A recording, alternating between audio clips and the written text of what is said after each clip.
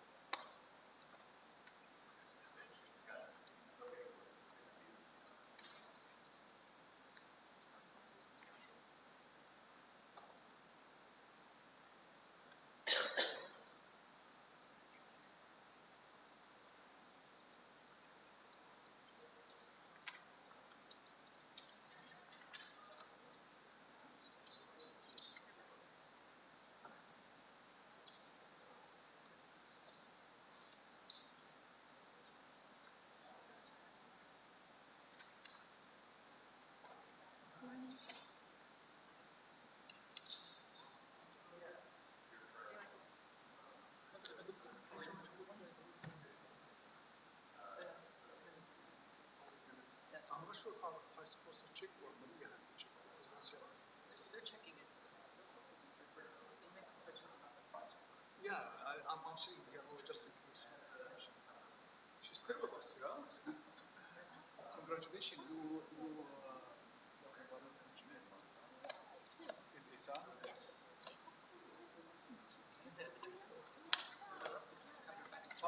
Farm is based, not complete.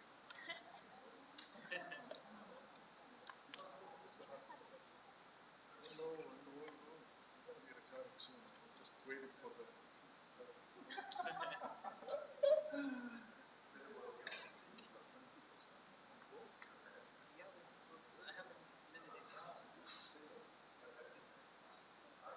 We gotta check in. Am I supposed to check or? They're checking in. Norman. Oh, no, it's good. Oh, it's Christian. Just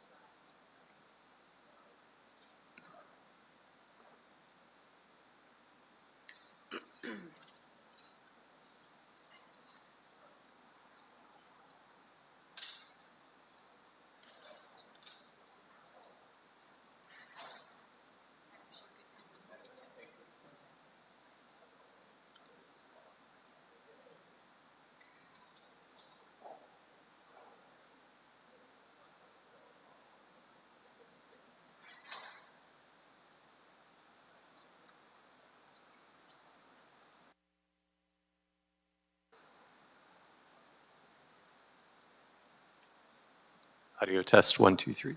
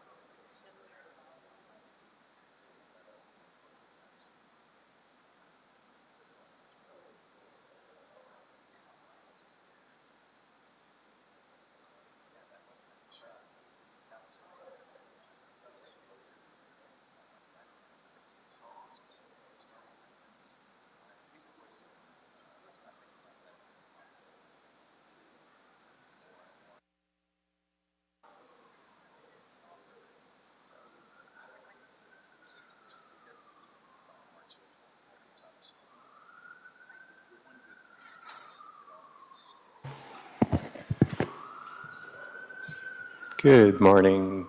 Audio test 1, 2, 3. Good morning. My name is TJ Knight. I'm Assistant Executive Officer for the Board of Public Works.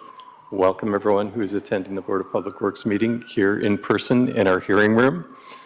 And welcome everyone who is attending our meeting virtually via the Zoom platform. If there are any members of the public here who are joining us virtually, who are joining us in person, who wish to offer commentary on any of our items this morning, Please fill out a speaker card located in the back of the room on the table. Indicate which item you would like to speak on and your information. I will record it for the record, and you'll have 2 minutes to offer your commentary.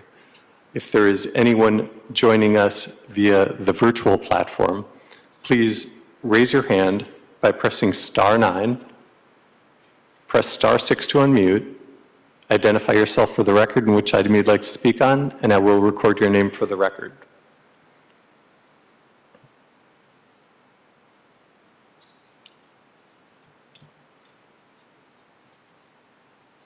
All right, thank you. I do have 3 speaker cards from members of the public, and as well as a speaker card from Verizon, the appellant on item number 4, who are here joining us in the room. I don't see anyone joining us via the Zoom platform who has indicated that they wish to offer commentary on any of our items this morning. We should get started in the next 2 to 3 minutes. Thank you.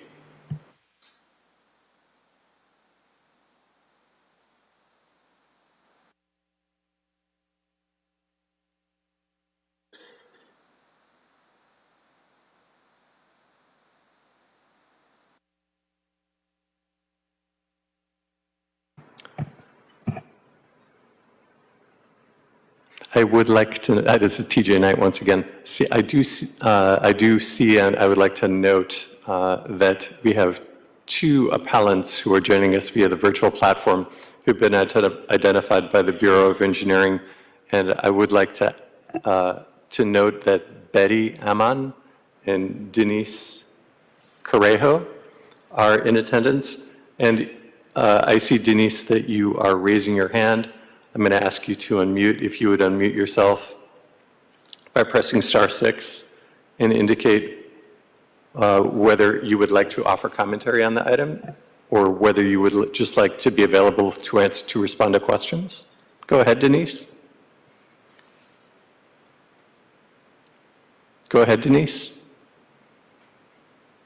Hello? Hi. Hi, Denise. I have you as an appellant. Hello? Thank you. Hi, Denise, we can hear you.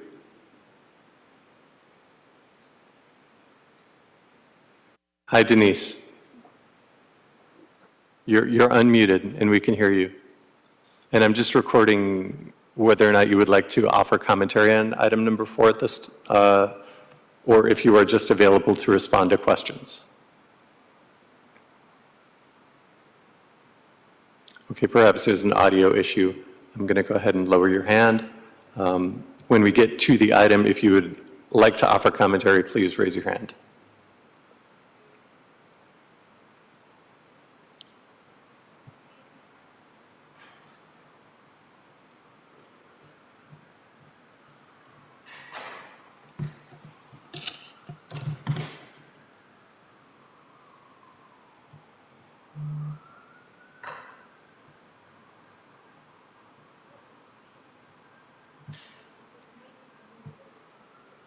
Okay, give me 1 second.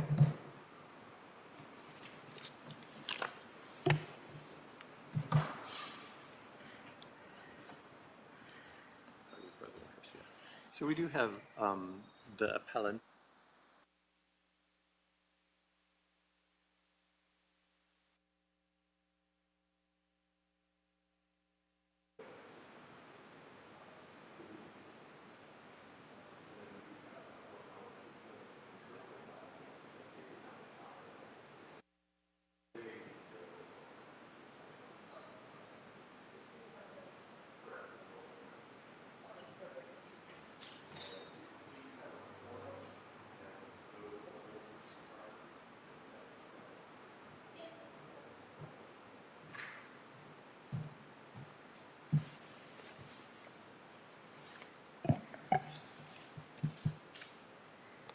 All right, I'm going to go ahead and put us into record mode. President Garcia, we are now in record mode. Great, thank you very much. All right, well, good morning, everyone, and welcome to the regular scheduled meeting for the Board of Public Works for Wednesday, January 24th, 2024. TJ Knight? Thank you, President Garcia. This is TJ Knight, Assistant Executive Officer, taking role in establishing quorum. President Garcia, Vice President Villegas, President Pro Tem Davis, Commissioner Corsand, and Commissioner Reyes are present. We do have a quorum. We are joined this morning by City Attorney Representative Mr. Thomas Castelo Vega. Once again, I'm Assistant Executive Officer TJ Knight. President Garcia, we have speaker cards under we have no speaker cards under public comment, no neighborhood council commentary, and we have 3 speaker cards under items 4, as well as 1 speaker card from the appellant under item 4. Very well, thank you for that. Given that we do not have any general public comments now officially closed. Moving on to the first item on today's business, which is the approval of the minutes of Wednesday, January 10th, 2024. Is there a second to my motion to approve this item? Second. Thank you, VP Villegas. TJ Knight, there's a first by me and a second by Vice President Villegas to approve the minutes of Wednesday, January 10th, 2024.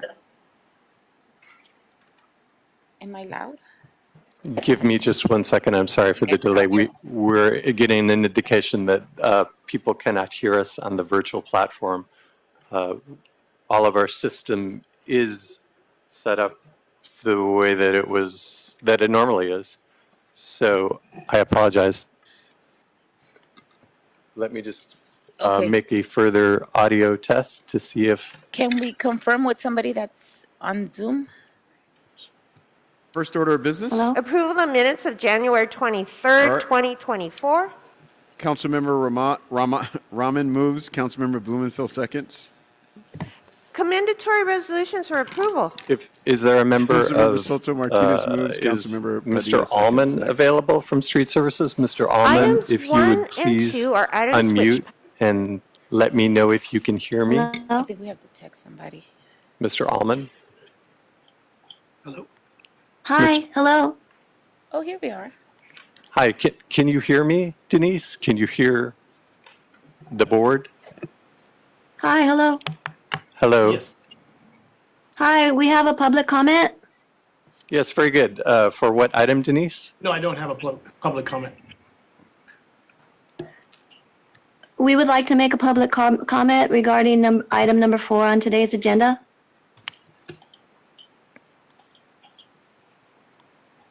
Thank you, Denise. I've recorded your information, and I will call on you when we get to item number 4, and we're taking public comment. I just want to confirm that you can Hello? hear me.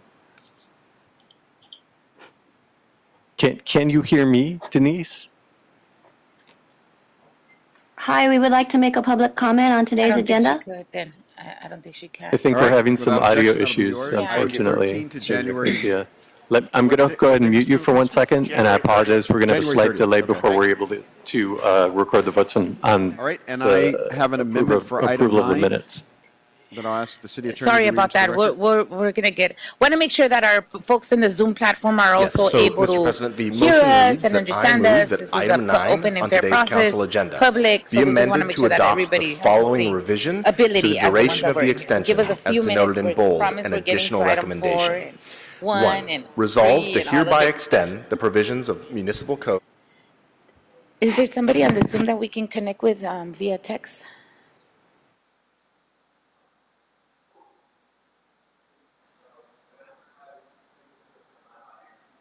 On that data screen, can you see, I'm sorry, on the system screen, can you see my microphone input on the microphone? Like, we could just hear we could see President Garcia's input. And now can you see my input? Test, audio test. Okay, so Hello? I don't think she can hear us. We want to make a public comment. Hello? Can we chat her? Can you chat her? Can somebody go on the Zoom and chat her and tell her that? Is there a second to this motion? We're working on it. All right, any other specials? All right, seeing none, Madam Clerk, what items do we have available to Make a shot. They're probably gonna- vote on at this time? Mr. President, council may now vote on item number 1, sir. Tammy over. All right, without objection, that's before us. Let's open the roll, close the roll, tabulate the vote. 13 ayes. usually when I unmute the laptop, it Now we results will in go echoing to and the public feedback. comment Section of. It's not. Okay, so once again, I apologize. Denise, can you hear me? Thank you very much, Mr. President. I just want to call 11 for special, please, comments. So we call 11 special. right. Mr. Allman from the Bureau of Street Services, Bureau Rep. Michael Allman. We'll now move on to public comment on Can you agenda hear items me? noted for public hearing and items for can which hear you. public hearings have not been held. You can. Please note Excellent. today's meeting Thank you so includes a much. Call-in option for public comment.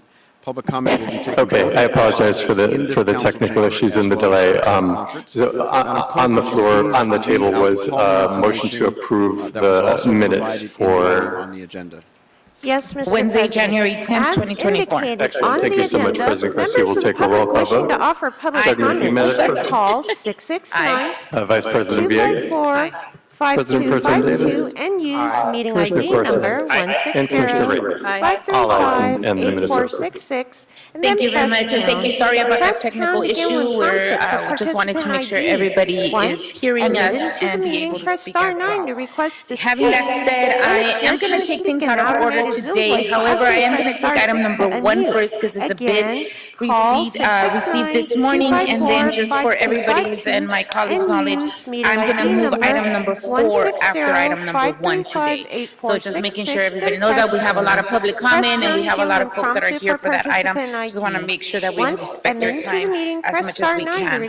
Given that, I am going to move us to item number 1. This is a bid received at 10 a.m. for the following public works project. providing public Construction comment, services when it is contract. your turn to speak, Cisco number either at the 13, podium CIP or on the phone, 9913. Please state Work which order of the agenda items you would like to speak to. SZ11-12247 You will for have an 1 minute estimate per amount of item, $25 up to million 3 minutes total in all for the council items districts. open And this for morning, we public have Mr. comment. Castellano here We will tell you that when will your lead time us is up. through the bid processing, When speaking on opening the of the agenda bids. items, you must be Mr. on Castellano? topic. Our goal is to get through as many speakers as we can.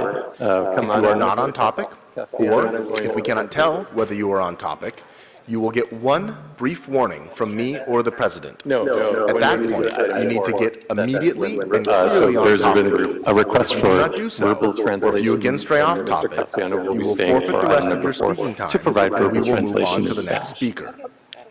The items open Yes, for correct. public We're on item comment number 1 and are 3 through 13. So again, that's items 3 through 13.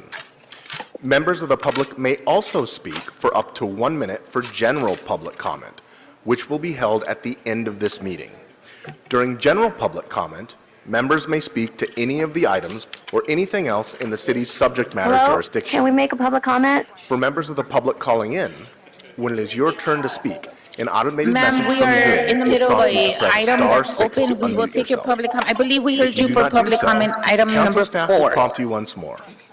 At We're at that item point, number 1, you and need we'll to take item number immediately 4 Was there after this. technical or unfortunately, difficulties? you That's will why we forfeit your couldn't make a speaking public time, comment? And we will have to move on to the next caller.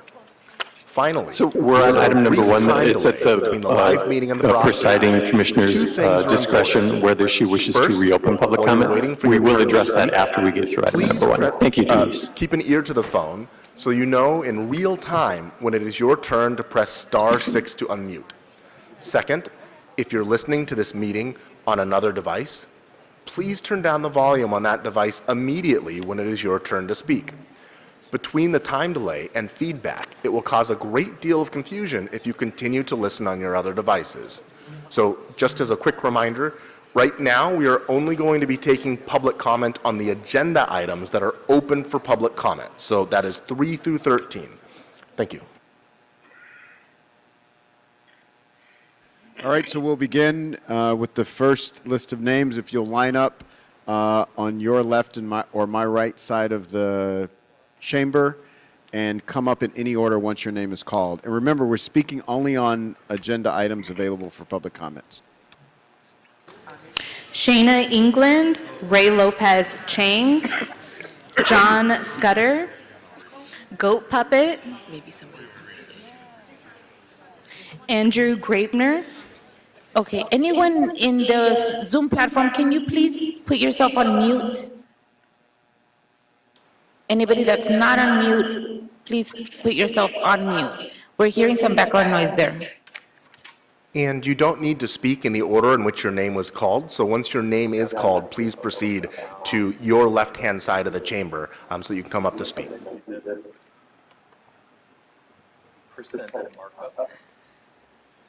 Good morning. Which items would you like to speak Oh, to? I thought they How are we doing there, disbarred you, TJ? Let's see. We have items. It's a bunch of them. 7. I have like 9. So we're opening the bids and we're seeing that there is no total bid amount for this project. So you have That 3 there minutes is for the a items. Please sheet begin. which requests All right, markup so percentages from the start bidders. And so we can read those into the record, but it is not as simple as reading a total bid amount into the record.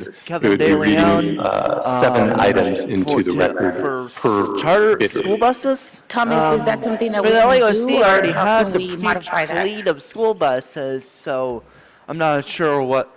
And of course, it's, not even like you're funding field trips or anything with this motion. It's just, I don't know if this is just like embezzling money to some friend of Kevin De Leon, but it's just weird because like the LAUSD already has a lot of school buses. So what's the charter bus thing for?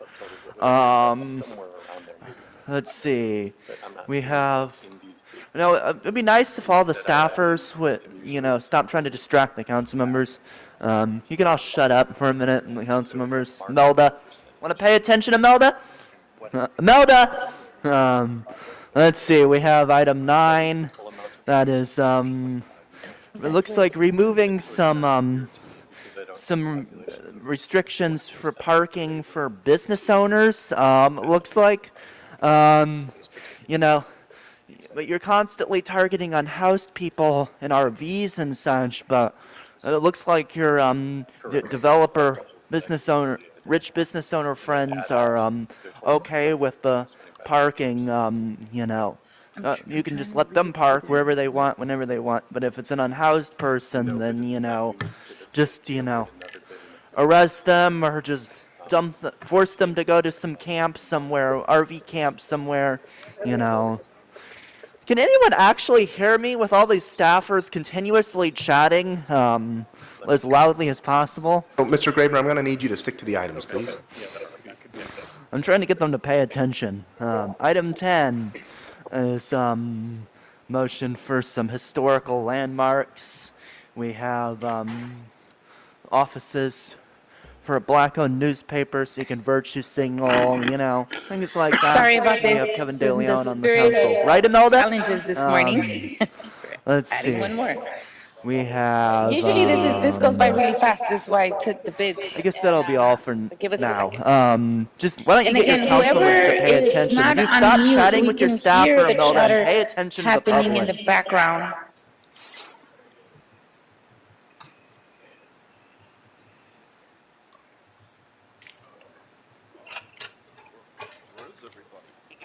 They're all talking to the FBI this morning. Good morning. Which items would you like to speak to? Let's see here. We'll just go for all the fucking items. Okay, so you have 3 General minutes for the public items. comment. Please begin. Yes. So let's see here. Oh, Imelda deferred number 13 because she's sneaky. Let's give her a hand. Well done. Yeah. Very good. Yes. Yes. Notice how she pays attention, Kevin. See that? Yes, when it comes to the money. Yum, yum, yum, yum, yum, yum, yum, yum, yum, yum. Yes. And then we have let's see here. We have commission appointments to the Cannabis Commission, number 12. They never meet. Every fucking time. Even Imelda admitted that. Yes, the Cannabis Commission's not meeting. Imelda promised to put those appointments off until they start meeting. So I apologize for the delay. So as I indicated, this is unusual because these bids do not include the typical subtotals that would add up to a total amount somewhere near the city engineer's estimate. Instead, they have a markup percentage for each of the bids that we've opened. What I'm going to suggest to you, President Garcia, is that we hold this item until we can have a representative from the Bureau of Engineering, who is currently being called. They'll join us and they can walk us through the bid opening and the declaration process. But we'll continue to have these bids. We will open them at some point during the meeting. We'll just take another item first. Okay, very well. That sounds good to me. Fair enough. Good. Thomas, are you okay with that process? Yes, that works for me. Okay, so colleagues, unless there's any objections, we're going to put item number 1 on hold for now. until we can resolve the total bid amounts and declare them open. So for now, hold to item number 1, and I can move us forward to item number 4. However, my understanding is that we had somebody online that wanted to do public comment. I just wanted clarification, do they want general public comment, or do they want to talk on item number 4? And that is Denise. So Denise indicated that she did wish to offer commentary on item number 4 when I took a roll call and asked for public comment. Do you now, Denise, wish to also offer public comment on at our meeting?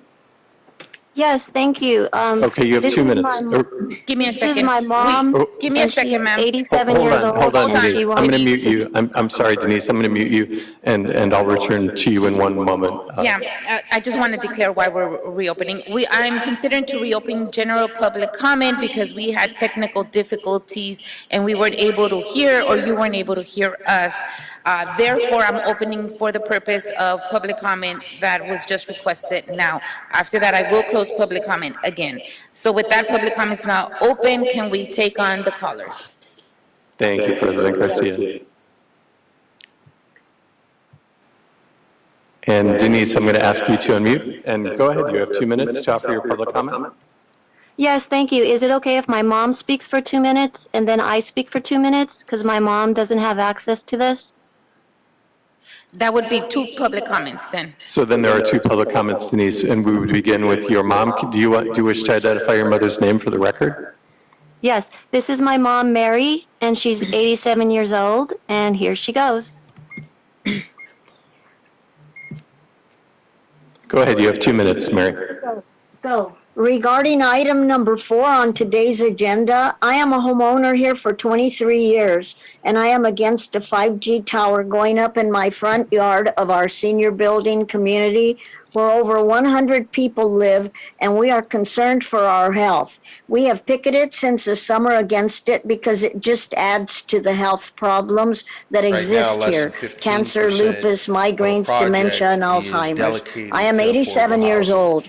We are hardworking people in this only affordable housing offering in Pacific Palisades. Truck driver, security, guards, nurses, teachers, caretakers, retirees. There's a church with an elementary school next door that this will affect. Also across the street is the lake shrine that has fish, ducks, turtles, and swans, and is on our town's historical society list and has been there since 1950, and it will affect their visitors who come from all over the world. Just west of us is 1.5 miles of vacant land. Put it over there. My husband and I moved here from East LA 23 years ago and have enjoyed the healthy ocean air, and putting a 5G cell tower in our front yard is wrong. My wonderful husband died in 2020, and I miss him. The radio frequency waves a 5G tower emits is a big health concern, and we don't want it. I don't know if I got cut off. Thank you for hearing my mom. Thank you. Thank you, Mary. And Denise, if you would like to offer your public comment, you'll have 2 minutes. Go ahead. Yes. Thank you for listening, and thank you for Public Works for what you do. Your aim is to deliver projects that enhance the quality of life, public health, and environment to all Angelenos. So does the California Environmental Quality Act. It aims to reduce the effects on the health and environment, and this 5G tower will have a negative effect on health, on our environment. Moira Han in Long Beach fought and won. She had a health problem called electromagnetic sensitivity, which is what I have. I have electromagnetic sensitivity. I do not have Wi-Fi. There is a lot of health problems here, and my migraines will go up. It is wrong to put it here on the only affordable housing offering. We are hardworking people. My dad was a truck driver, and he was a barber. They come to here for the ocean, for the health, and you putting not you, sorry, Verizon and the city of LA, putting a 5G tower is bad for the health. The difference between 3G to 5G is strong. The radio frequency waves are much stronger, and we are very concerned for our health. Please put it somewhere else. For example, just west of us, there's 1.5 miles of vacant land with no humans. Put it over there. Thank you. Thank you, Denise. Okay, public comments now officially closed. Moving on to item number 4. This is a request, I'll read it into the record for now, and then I'll take public comment. This is a request in Council District 11 for an appeal hearing for local coastal development permit CDP number 23-01 in Palisades MCB2 project, recommending the board to, 1, consider and deny the appeals. 2, determine that based on the whole administrative record, the board's action, which is part of the Palisades MCB2 project, is categorically exempt from the California Environmental Quality Act. 3, approve the issuance of the local CDP number 23-01. And 4, specify that the documents constituting the record of proceedings in this matter are located at the Department of Public Works, Bureau of Engineering, 1149 South Broadway, Suite 600, Los Angeles, California, 90015. We do have a couple of public comment cards for this item. So I apologize for interrupting you, President Garcia. We do have a request for Spanish translation services, and I would just like to, again, invite Mr. Okay. Castellanos to go over what you just read into the record as far as the recommendations Okay. in Spanish. Okay, So sorry that about our- that. No, I that's- apologize. And then after that, we're going to take public comment. Speakers in person and then via Zoom. Go ahead, Mr. Castellanos. Okay. Esta es para la apelación el permiso del ingeniero de la ciudad para el permiso de desarrollar el proyecto Palisades MCB2. El Departamento de Ingeniería está recomendando que los directivos consideren y negan las apelaciones que determinen el base del registro administrativo, las acciones de los directivos, que es parte del proyecto de Palisades MCB2, que es exento del Acto de Ambiente de Calidad California y que apruebe la emisión del desarrollo loco costo permiso número 2301, especificar los documentos constituyendo el registro, el actos de registros en la manera del Departamento de Trabajos Públicos, del Departamento de Ingeniería.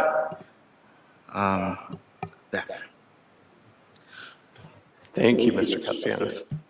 And then we can go ahead and take the public Okay, commentary on thank that. you. I'll make sure to, make sure that Mr. Castellanos is able to translate. Okay, we're going to take public comment now. We have 4 speaker cards in person, and how many public comments do we have via the Zoom platform, TJ Knight?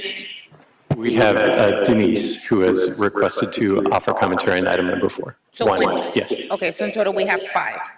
Got it. All right, can we start with Mr. Kevin? Give me a second, Mr. Kevin, you're the applicant, right?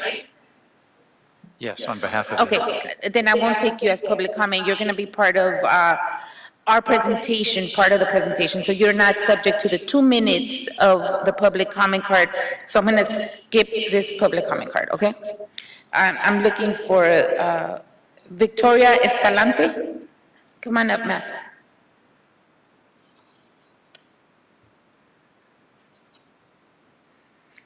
Yeah, move it around, please. Make it comfortable. Thank you. I'd like to say good morning. My name is Victoria Escalante, and I'm the youngest senior at 501 Palisades Drive. I've been residing there for 5 years.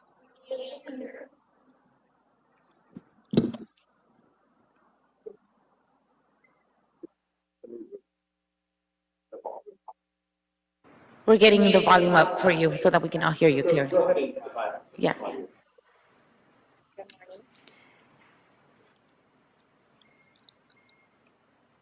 Go ahead and identify yourself for the record. I'm Victoria Escalante. Is her microphone on? Can you check, Thomas, if her microphone is on? I'm sorry. All hands on deck right now. Everybody has to make this happen. It's broadcasting, it's just very low.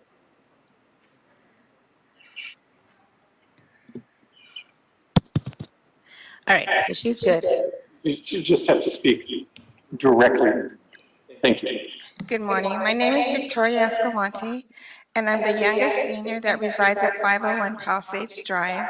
And I'm against the Verizon tower being placed for the 5G because this is our building and we reside here. And there's also a family section behind it that has women and husbands and children and expectant mothers that reside there also. And this is the 5G tower that we will have according to Verizon's definition, and it would be so close to our buildings with less than 40 feet away from where we sleep. And I'm just against this because there are so many health risks that we don't even know for sure how it would affect us. And many people that do live here are in their 80s and 90s, and they don't leave the complex that much. And so that means they would be residing and living and sleeping under a magnetic field 24/7. And I'm very concerned that that the environmental would even want this tower to go right here when there's so many other places on Sunset Boulevard that they can place it. And even down the street, just a little bit further, are businesses that only are open during the daytime, and people don't sleep there. And it's high enough that I feel like they would get the same effect that they would in front of our building. And I just hope that you please consider the 100 units that this tower will be right over. And please consider how we feel, because many of us wouldn't want to live there if the tower was to be placed, but we would have nowhere to go. And so I just hope that you please consider our comments today.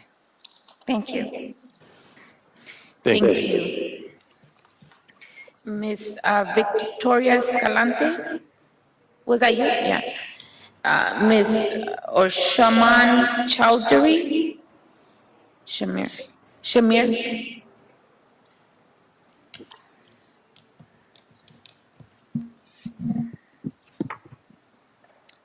Go ahead and position the microphone right next, and then speak, broadcast your voice. Can you hear me? Yeah, go ahead and move it up a little bit. Here. That way it can be close to you. Perfect. Can you hear me? Yeah. Go ahead.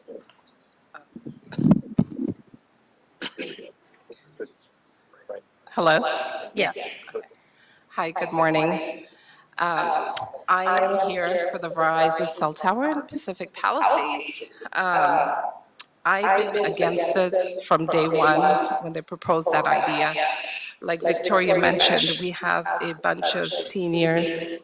We have seniors with cancer, dementia, and other health risks. We have kids that live in that complex, growing kids, especially my kids and my neighbors, and we have pregnant women there. And, you know, I've looked into this, I've done a little bit of research, and other countries ban cell towers being placed so close in proximity to buildings. I don't understand why Verizon chose that site. There's so much land around Palisades where it's not close to buildings, where that tower could be placed safely and everybody could get internet. I'm sorry, and Lake Tahoe, San Francisco, they're all starting to ban cell towers being placed so close to living areas, proximity to buildings. So I would really, really appreciate if Verizon reconsiders placing cell towers near any buildings that, you know, people live in, especially ours, because we have so many seniors and kids residing in that area. So that's it. Thank you. Very well, thank you for that. Next public speaker, Linda Thiele. Linda Thiele.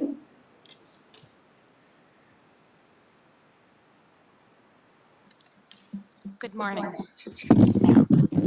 Perfect. Is this good morning? Yeah. I'm going to need more than 2 minutes.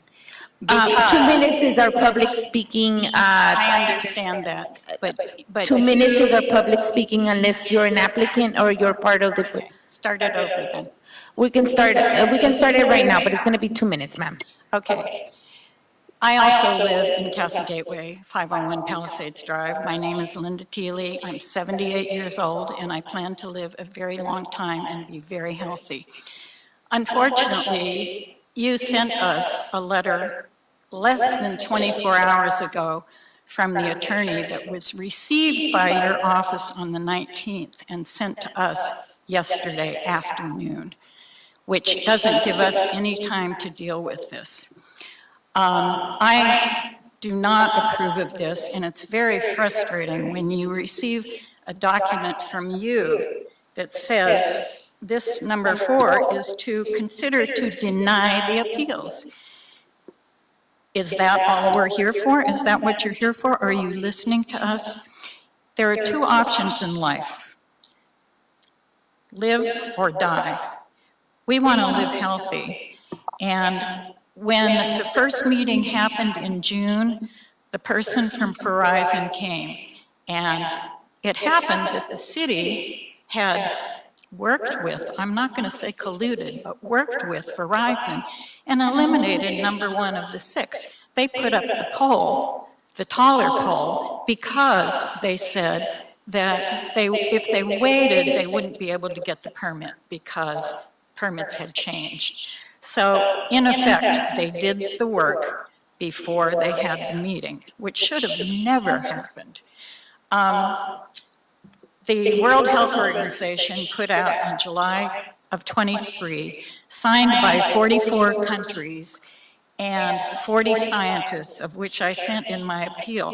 And when I sent the appeal, I sent it to all the members of the Coastal Commission, because in my estimation, the Coastal Commission is supposed to be here to protect us. And when old people and children That's 2 minutes. are the issue. Just please wrap it up, but it's 2 minutes already. Okay, so here's the permit that was on the power pole that shows all 6 that are being appealed, or being dealt with. Number 1 was taken off immediately. The guy from Verizon who came said the arms were going to be 6 inches and did his presentation. Well, come to find out, the arms are 6 feet, not 6 inches. Okay, And 2 minutes, ma'am. this is on a corner right next to a house that should never have been put up, but this is what you're talking about. And the letters. Thank you, ma'am. We're going to have to wrap it up. It's a 2-minute The letter comment. says that they're going to face it away from our building. Thank you, ma'am. Which faces a school. Thank you, ma'am. Appreciate your comment. Any other, we don't have any other public speaking cards, but we do have another public comment via the Zoom platform. TJ, we'll take that now. Yes, we do. Denise, I see that you raised your hand. Go ahead and unmute yourself, and you'll have 2 minutes to offer your commentary on item number 4. Go ahead. Yes, thank you so much. She's right. Yesterday, we did get the letter from the Verizon attorneys, and they're saying they're using the FCC guidelines from 2019, which was 4 years ago. We all know the differences between 5G and 3G, the effects that it will have, and if they're using regulations from 2019, I think that's wrong. Technology has changed since then. We all know that the effects of 5G will affect our health. This is wrong. It's right in front of a senior citizen building. Hundreds of people live there. Our neighbor has cancer. Our other neighbor has lupus. Come on. We're affordable housing. We're hardworking people. Please move it somewhere else. It's just like my fellow neighbors said, and thank you for being there. We picketed during the summer. We're Casa Gateway strong. And my mom wants to speak as well. Say it again, Mom. 2 minutes, is that our 2 minutes? Regarding, oh, this is my Okay. mother, Mary Correjo. My name is Denise Correjo. This is Mary Correjo. Read this whole thing. Yep, go for Yes, it. Mary, you have 2 minutes to offer your commentary on item number 4. Go ahead. Go. Regarding item number 4 on today's agenda, I am a homeowner here for 23 years and I am against a 5G tower going up in my front yard of our senior building community where over 100 people live, and we are concerned for our health. We have picketed since the summer against it because it just adds to the health problems that exist here. Cancer, lupus, migraines, dementia, Alzheimer's. I am 87 years old. We are hardworking people in this only affordable housing offering in Pacific Palisades, truck drivers, security guards, nurses, teachers, caretakers, retirees. There's a church with an elementary school next door that this will affect. Also across the street is the lake shrine that has fish, ducks, turtles, and swans, and is on our town's historical society list and has been there since 1950, and it will affect their visitors who come from all over the world. Just west of us is 1.5 miles of vacant land. Put it over there. My husband and I moved here from East LA 23 years ago and have enjoyed the healthy ocean air, and putting a 5G cell tower in our front yard is wrong. My wonderful husband died in 2020 and I miss him. The radio frequency waves a 5G tower emits is a big health concern and we don't want it. Thank you. Thank you, Mary. Is that the last of public comment via Zoom? Yes, it is, President Garcia. Okay. Public comment for item number 4 is now officially closed. Moving on to the presentation, I believe we have BOE, a representative for BOE that will be presenting. And then we also have Verizon here in person, right, for any questions. So colleagues, we have Verizon and we have BOE. We'll start with BOE, and then Verizon, if you have anything to share, please feel free after that. Then we can ask questions, and then we'll definitely make sure that we kind of go through this. So if you can come up, ma'am, please. Thank you. One with public comments. Yeah. Okay, listen. Listen. Good morning, Board of Public Works Commissioners. Can you hear me okay? Got to talk louder. Okay, I will. Gotcha. Okay. Thank you, TJ, for pulling up the slide. Are the people on the Zoom platform able to see I'm not sure if this is ours or a different agenda. I'm not sure if this lady is from, I think this lady is from the other side. Or it could be a different agenda number. I'm not sure. I'm not sure who this lady is. Okay. It's a longer presentation. Oh. All right. Because she came from the other side of the.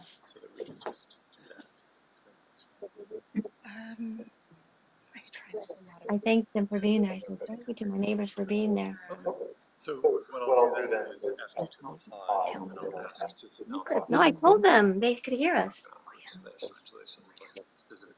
Hopefully they could hear. They did because the guy, the moderators. Can you pull up how you want it to look? Absolutely. And I'm sorry. See, I'm not sure if they're still on our item number or a different item number.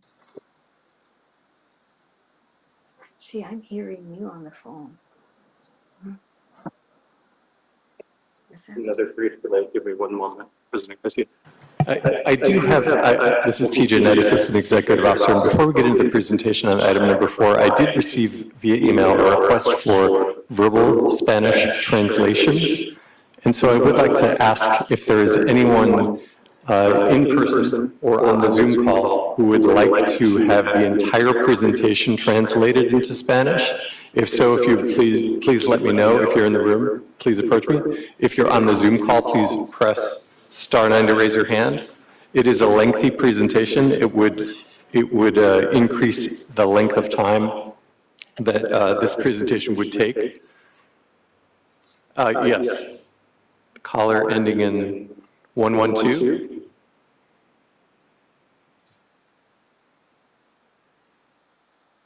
But once again, if there's anyone on the Zoom platform who wishes to hear the entire presentation by Bureau of Engineering translated into Spanish, please let me know at this time. Otherwise, we will proceed with the presentation in English. Let me say that in Spanish, though. Thank you. Buenos días a todos. Si alguien por nuestra plataforma de Zoom quiere que digamos toda la presentación, interpretarla en español también, por favor, levante su mano. Si no, vamos a hacer la presentación en inglés. Otra vez, si alguien vía la plataforma de Zoom quiere oír la presentación en español, por favor, levante la mano. And no one is raising their hand. Nobody's raising her. Ok, vamos a hacer la presentación en inglés. Si algún momento usted la quiere en español, por favor, levante la mano. Thank you, President Garcia. Okay, that sounds Just double check. Nadie aquí en persona quiere necesita la presentación en español. No, okay, gracias. Okay. Good morning, Board of Public Works Commissioners. My name is Lauren Rhodes. I am an environmental supervisor with the Bureau of Engineering Environmental Management Group. I have asked TJ to present transmittal number 35. This is the first figure on page 2. So for anybody joining in the Zoom platform, they would be able to access that through the agenda packet. As you said, today we are recommending 4 actions to the board. First, the main recommendation is for the board to consider and deny the appeals submitted on the city engineer's decision to approve the local coastal development permit number 2301 for the Verizon's Palisades MCB2 project. Secondly, to determine that the project is categorically exempt from the California Environmental Quality Act, or CEQA. Thirdly, if you decide to deny the appeals, then to approve the issuance of the local coastal development permit. And then lastly, to specify that all documents related to this local coastal development permit and appeals are on file with the Bureau of Engineering. I'd like to take some time to go into the project background and the project description. The project is located in the public right-of-way on Sunset Boulevard, adjacent to the properties at 501 through 565 North Palisades Drive in the Pacific Palisades. The project site is within the single permit jurisdiction area of the coastal zone. And per the Los Angeles Municipal Code, section 12.20.2, the city engineer has the authority to issue local coastal development permits in the single jurisdiction permit area. Is the volume okay? I'm having a hard time. Okay, I'm really honest. I'm like really stretching the, and I just asked you to put it all the way up. Okay. So that's it. So I'll talk as loud as I can. Is this okay? Okay. Okay.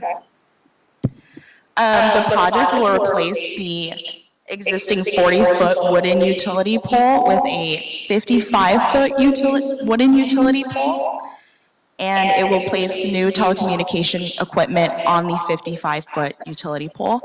Currently on the 40-foot utility pole, there is existing telecommunication equipment. When the 55-foot pole was placed in 2020, the 40-foot pole was shortened to around 25 feet. So on site, there is existing about a 25-foot pole and the new 55-foot pole. The 55-foot pole does not have any telecommunication equipment on it yet, only the Los Angeles Department of Public Works transformer at the top.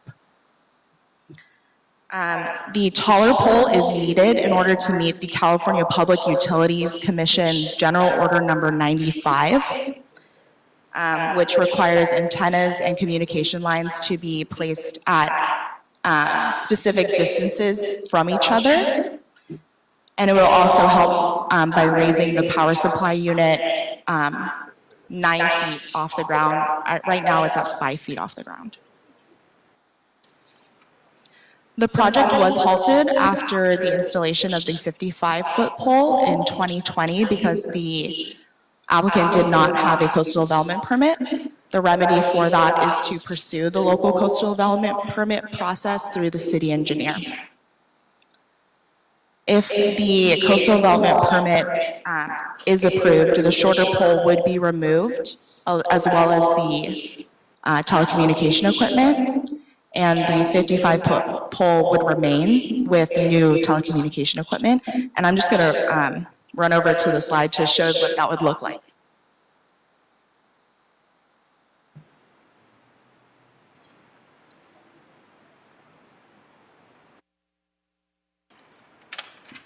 So on the second figure on page 2 of Transmittal 35, you can see the simulation of what the Verizon pole would look like.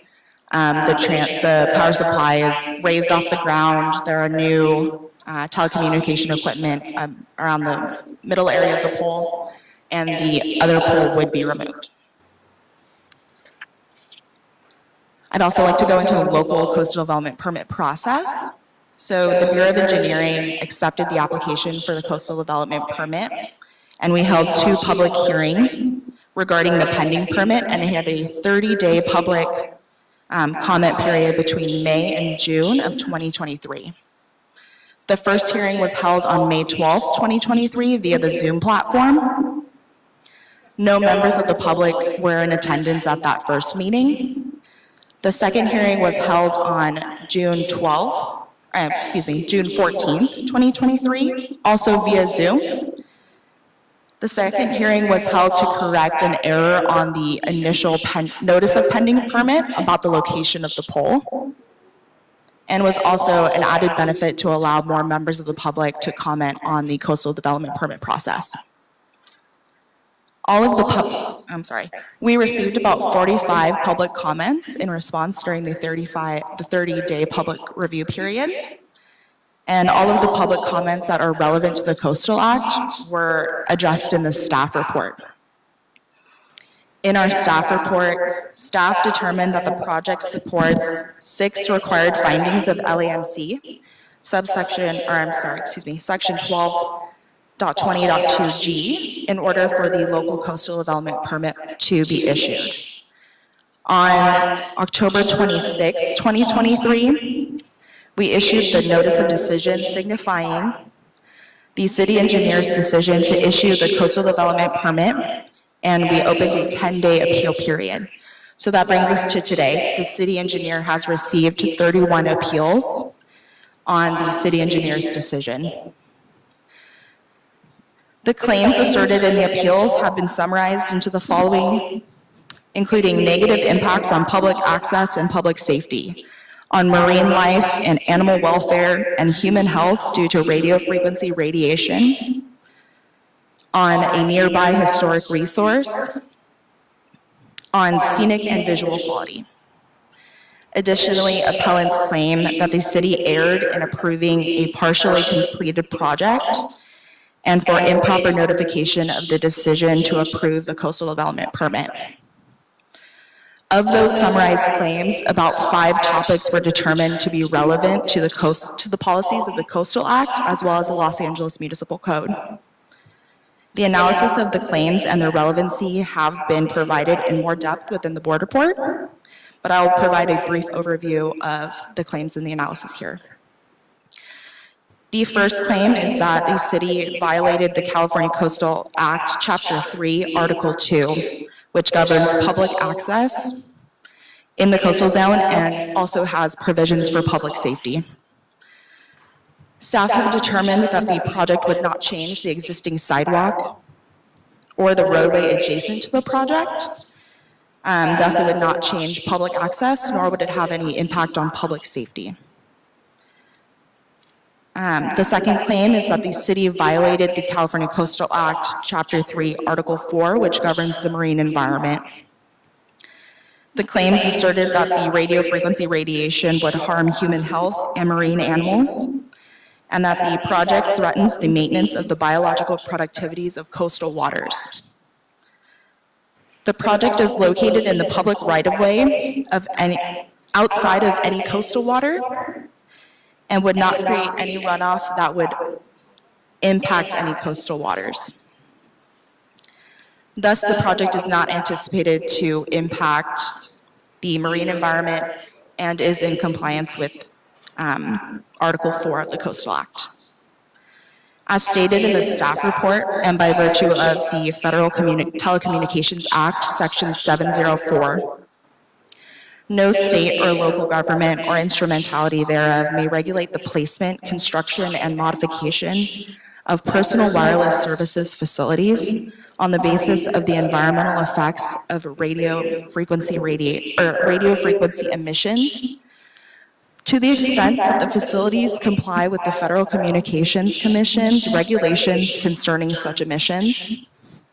Additionally, the project must comply with the Federal Communications Commission's regulations or imposed health safety standards for radio frequency energy, and these were reaffirmed in December 2019 by a Federal Communications Commission order.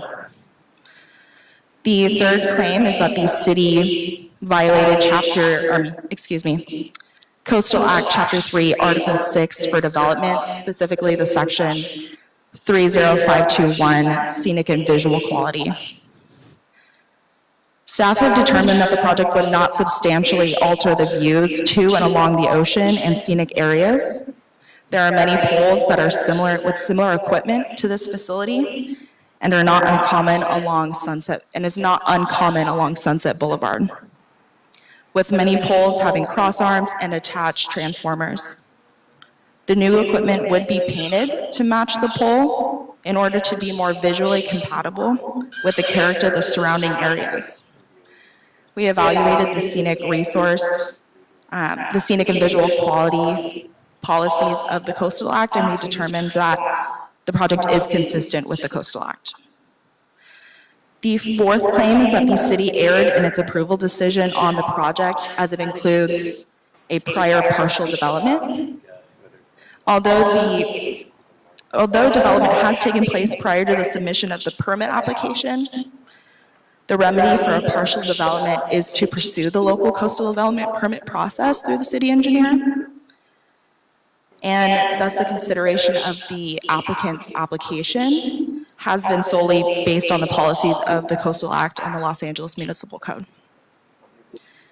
Additionally, city staff have found that the development as described is in compliance with the 6 findings that are required by the Los Angeles Municipal Code, Section 12.20.2G, in order for a CDP to be issued. Lastly, the appellants claim that the city failed to provide proper notification of the approval of the CDP and violated Los Angeles Municipal Code 12.20.2G, which is about notification procedure, and 12.20.2H, which is about appeals. The city notified the applicants and any persons requesting a copy of such action via United States Postal Service and by email if their email addresses were provided. The appeal filing period was clearly posted on the notice of decision, and all of the appellants have submitted their appeals prior to the deadline. 2 claims were found to be not relevant to the Coastal Act, including the project would have negative impacts on a historic resource due to radio frequency radiation, and a claim that the staff report misrepresented the public comments received during the comment period. The project is outside of the bounds of the nearby historic resource. It's known as the Lake Shrine. It's across the street from the project on Sunset Boulevard. The construction and the operation of the project would have no impact on the resource nor the significance of the resource historically. Lastly, the staff report did address public comments that were relevant to the development policies of the Coastal Act. We recommend that the board consider and deny the appeals and approve the issuance of the local coastal development permit and adopt the recommendations of this report. President Garcia, as you mentioned earlier today, we do have staff from Verizon here, and Norman Mundy, who is also another environmental supervisor in the Bureau of Engineering and Environmental Management Group, is also in attendance to answer any of your questions. Thank you. Thank you for your report. I really do appreciate that, and thank you also to the public comments that we have heard thus far. At this time, does Verizon want to address some of the concerns that have been addressed here today? Yes, if we could, please, Okay. President Garcia. So good morning, President Garcia and I need you members. to speak up a little, teacher voice too, sorry. Good morning, President Like if you're at a Garcia. game, how's that? And members of the board, Kevin Sullivan on behalf of Verizon Wireless have got a few comments.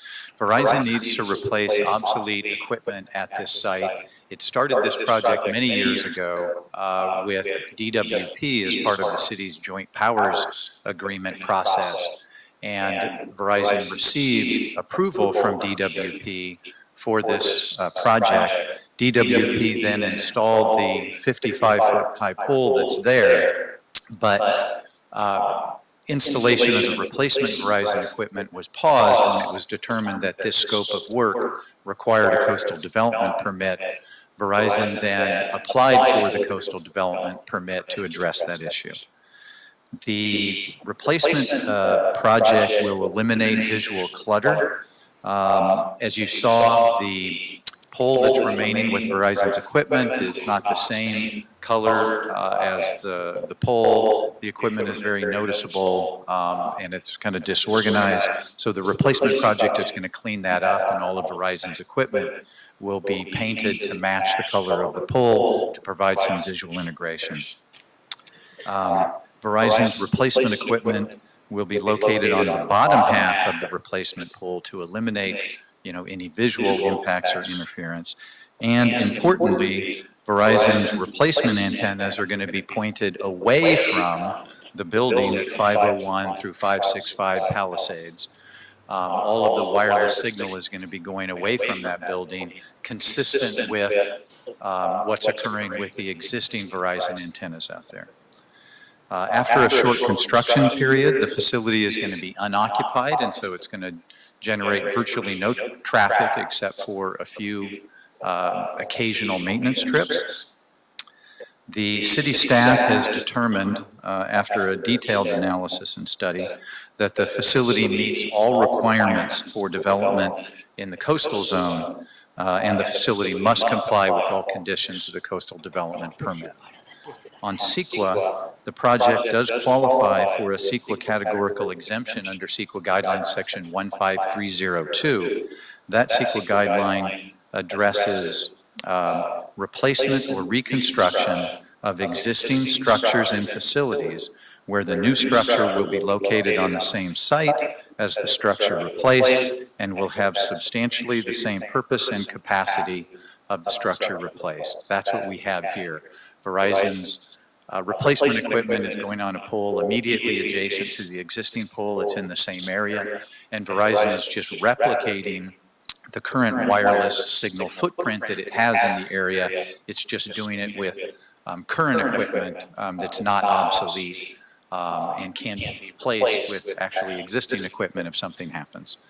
Additionally, the city staff detailed CEQA categorical exemption analysis determined that this project will have no significant environmental impacts, including as to historic resources, scenic highways, and aesthetic views, and also biological resources.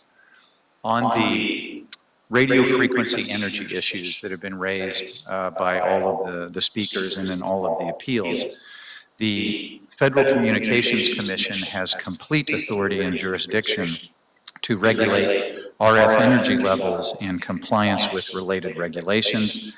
Under federal law, provided installed antennas and other transmitting equipment complies with the FCC's RF health safety standards, then the project cannot be denied for perceived RF health safety effects.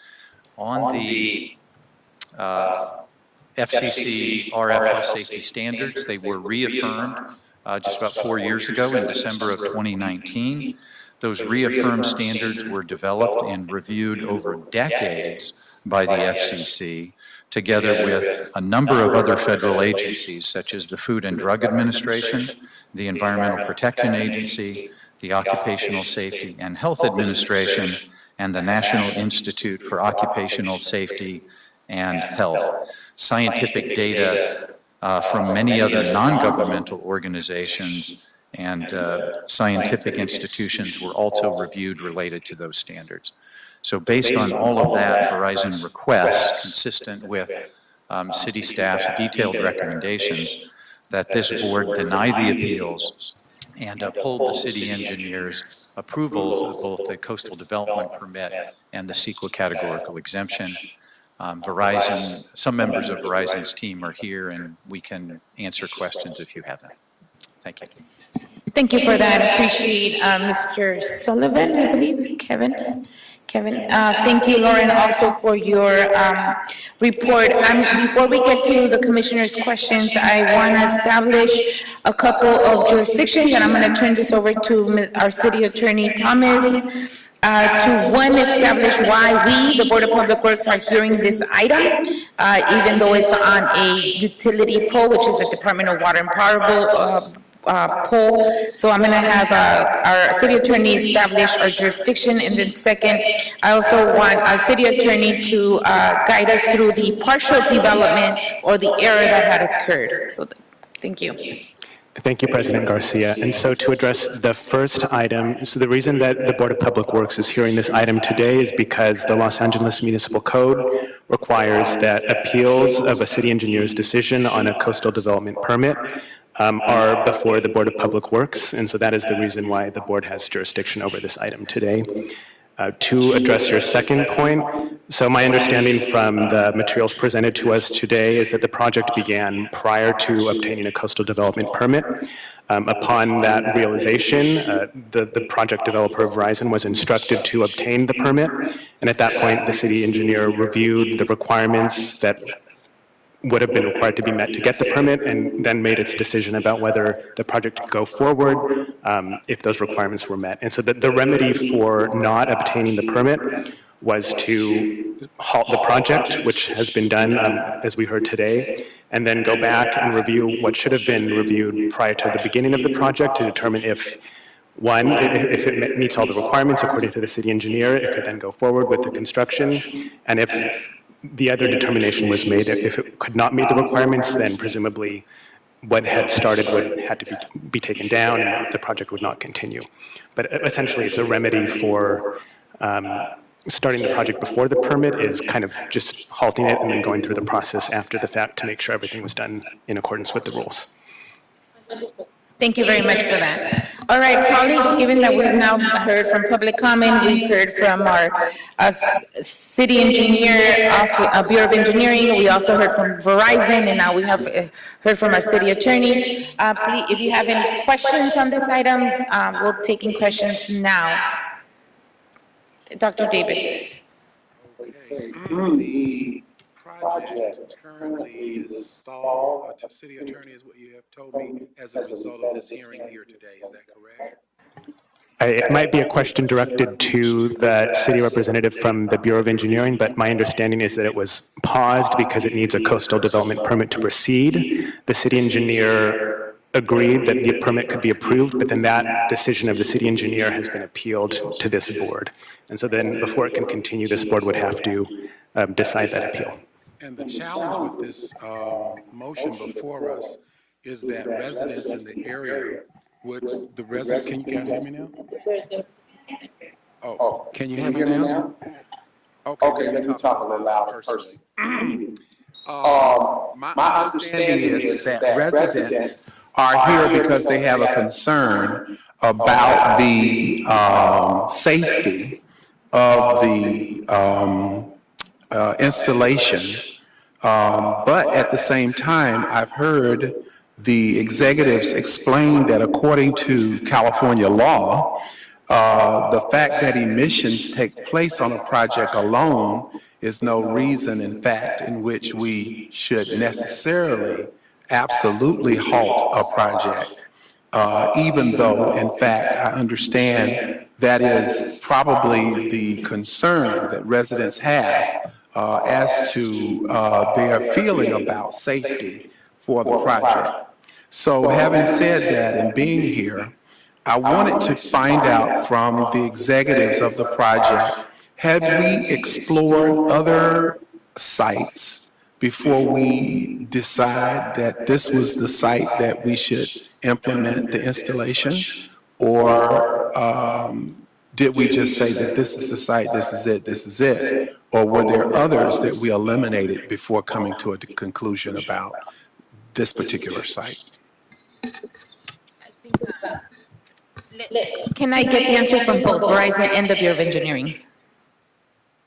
Sure. Verizon picked this particular location because it replicates an existing facility. So instead of going out and finding a new location with potentially new impacts, we decided to replace this existing facility in the same location.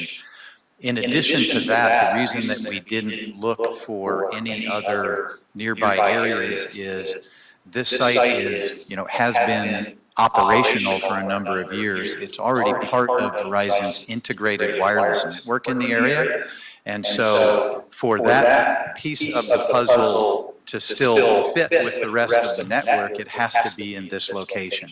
I mean, the only other solution is we move it 20 feet up or down the sidewalk, but there was no other feasible alternative site that could give us the same wireless coverage as part of the integrated network and a minimization of visual and other impacts. And in the nature of this particular project, we're transforming the existing energy of 3G, increasing it to 5G, is that correct? It is a 5G project. There is a difference between energy levels. I don't know exactly what those are, but I do know that these two sectors of antennas fit well within the FCC standards with respect to RF health safety. And so to have gone to another site would not have been fiscally the best decision in as much as we already had a foundation at this particular site. Now, having said that and understanding from a business perspective the need to be as efficient economically as possible, in terms of an alternative, given the fact that we, as we progress technologically, we do increase in many ways. However, given the potential challenge here, to move it to another site, would there be another site that would be less challenging, if you will, in terms of not having as many constituents in the area as we do on this particular site? Is there another site that possibly could be considered? I know it would not be a priority, and I do understand and accept the fact that this existing site was already there. However, aside from those facts, I'm asking, is there an alternative site that we might be able to consider that would not have been as intrusive, if you will, as it relates to some of the concerns we're hearing from constituents about their fear of public safety as it relates to the implementation of this project? Yeah, Verizon's team can correct me if I'm wrong, but I don't believe that Verizon looked for an alternative site for multiple reasons. One is this site, because it was operational, already fit a hole or provided a wireless coverage footprint in an integrated network. To pull this wireless footprint out of that network and try and go find somewhere else, there's just no feasible location that would replicate this wireless footprint as part of the network. So in other words, there would be a significant disruption of the network by going a block away, 2 blocks away, half a mile away. The site needs to be here to fit into the network the way it has for years. Also, with respect to some of the concerns, and I heard them and understand them with respect to RF energy. Again, the antennas, both from the existing site and the replacement facility, are pointing away from the building where all of the appellants have stated that they live. Okay. Can we hear, I'm sorry, BOE also answer your question? Sure. Can, on the side of Bureau of Engineering, did the Bureau do any other feasible studies based on the comments we were having on, you know, the error that happened? Did we do additional feasibility reports of where this can be also placed? And I get the swapping of the infrastructure. I just want to know if we did that. The Bureau of Engineering did not pursue that path because as we understand, the existing site, as Kevin has explained, or Mr. Sullivan has explained, fits within the existing network and would provide substantially the same coverage and would not require the movement potentially of other sites to different locations in order to if we were to move this site. I don't know how legal it is to explore in terms of research. However, have there been any data or findings from studies as it relates to 5G that has given us evidence that in fact there is some public safety issue as it relates to the implementation of 5G? Now, I have not had an opportunity to explore any of the research myself. I've only heard, and which is not really, I shouldn't even be mentioning what I've heard, because that doesn't really count in research. However, I'm aware that constituents perhaps have heard, and I'm not so sure what constituents know in terms of research, but I'm asking the question to you. Have anyone had any discussion? Has anyone had any discussion about research on 5G? And has there been any findings that suggest that because of the proximity of it, that it induced some kind of health challenge to any population that we know of based upon data and studies and findings to those researchers? So I think Thomas wants to address that, and then you'll go. Sure. Yeah, just really quickly, I just wanted to address potential concern about a federal preemption issue as it relates to radio frequency transmissions, including 5G, that I think kind of complicates this a little bit, and you might be about to say the same thing, but just from a legal perspective, under the Federal U.S. Code 47, Section 332C7B4, no state or local government instrumentality thereof, which would include this board, may regulate the placement, construction, and modification of personal wireless service facilities on the basis of the environmental effects of radio frequency emissions, to the extent that such facilities comply with the Commission's regulations concerning such emissions, with the Commission being the Federal Communications Commission. And so that creates a federal preemption concern if the board were to make a decision based on the health effects, however real or perceived they may be, even if they are real. The Federal Communications Commission has issued decisions on this, and according to federal regulations, it does kind of hamstring us. So I want to just make sure that's clear for the record. I did hear that inference in your presentation, in the executive presentation prior to me asking these questions, and I understand that complexity and I respect it. And yet at the same time, having realized that we can't make a decision upon that, we can still ask a question about that, and we still can make decisions that will help move our goal forward. What are our goals? Our goal is not to infringe upon the progress of the industry, which means that I'm asking this question in terms of decisions that executives can make that will not stop the progress of the company. And I think that that is the premise and the foundation upon which the federal issue and policy originated, so that we don't make decisions based upon these studies and research, which oftentimes cannot be as conclusive and can be inconclusive. And so I'm aware of those studies. However, just because that is out there doesn't mean that with the knowledge we have in the best interest of constituents, that we can't get potentially a decision that will move it somewhere else and allow the industry to move forward to achieve accessibility to communication and new technology, and yet achieve an environment in which it won't be intrusive, if you will, to constituents who are presenting before us. So my questions don't deal with trying to stop the progress of the industry or to embrace something that we have not been allowed to do, but rather to look past all of the obvious to what the possibilities could be to achieve success for both the industry and potentially to achieve success for the neighbors if possible. And so that's the foundation upon which I asked the question. And so my question to you is,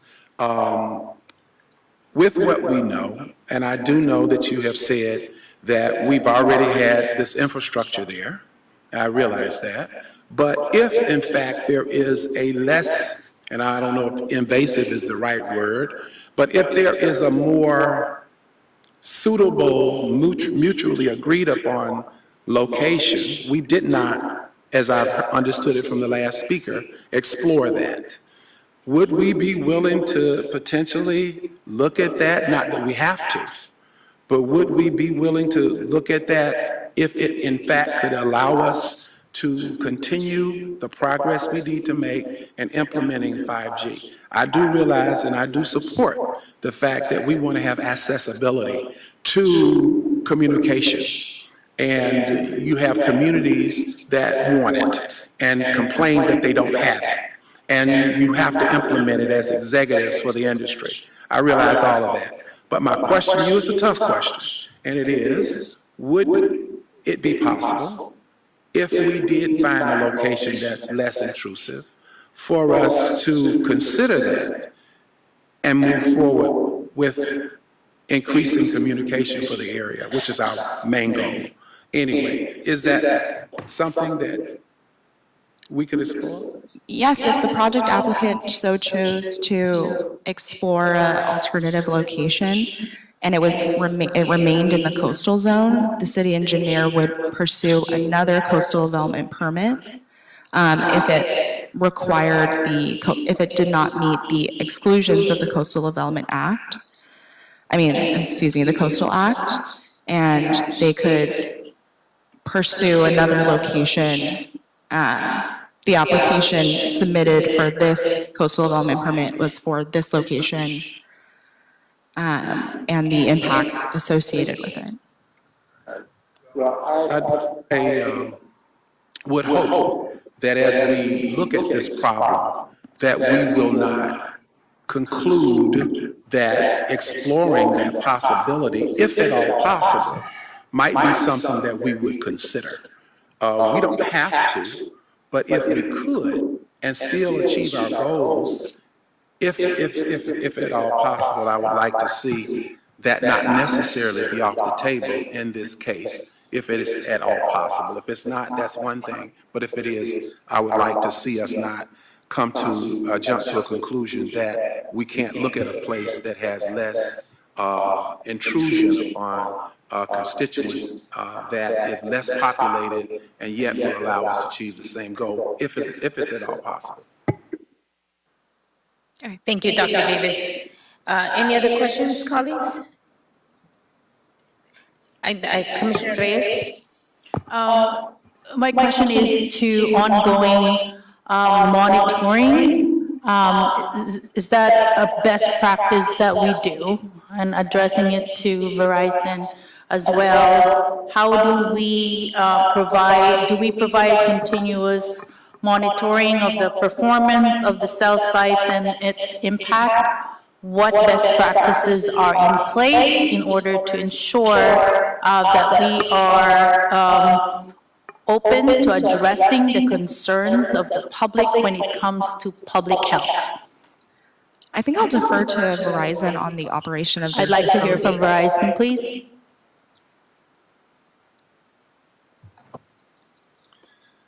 Yes, thank you for the question. The antennas proposed for the site have already been studied and have been determined to fall well within the RF health safety standards that are set by the FCC. Unless anything changed with that, unless we were going to go out and change that equipment or anything, the equipment is going to operate at a power level that it's installed at, which is going to have to comply with the FCC health safety standards. And so if we swapped equipment, we would have to demonstrate that that new equipment also complies. And in terms of the maintenance of the equipment, what's your best practice on that? So that we are sure the equipment is functioning according to the standards threshold of the FCC when it comes to those emissions. Yeah, I'll have to, I don't know if the Verizon team may have some additional information on that. That's a little more technical than I have. Thank you. Good morning. My name is Michelle Brower, and I work at Verizon in our network real estate division. So as far as maintenance goes for these facilities, they do have alarms on them, which go to our network operations control center. So if there was any malfunction or whatnot with the existing facility, it would go directly to our network operations team, and they would come out and make any adjustments, power off, whatever they would necessarily need to do.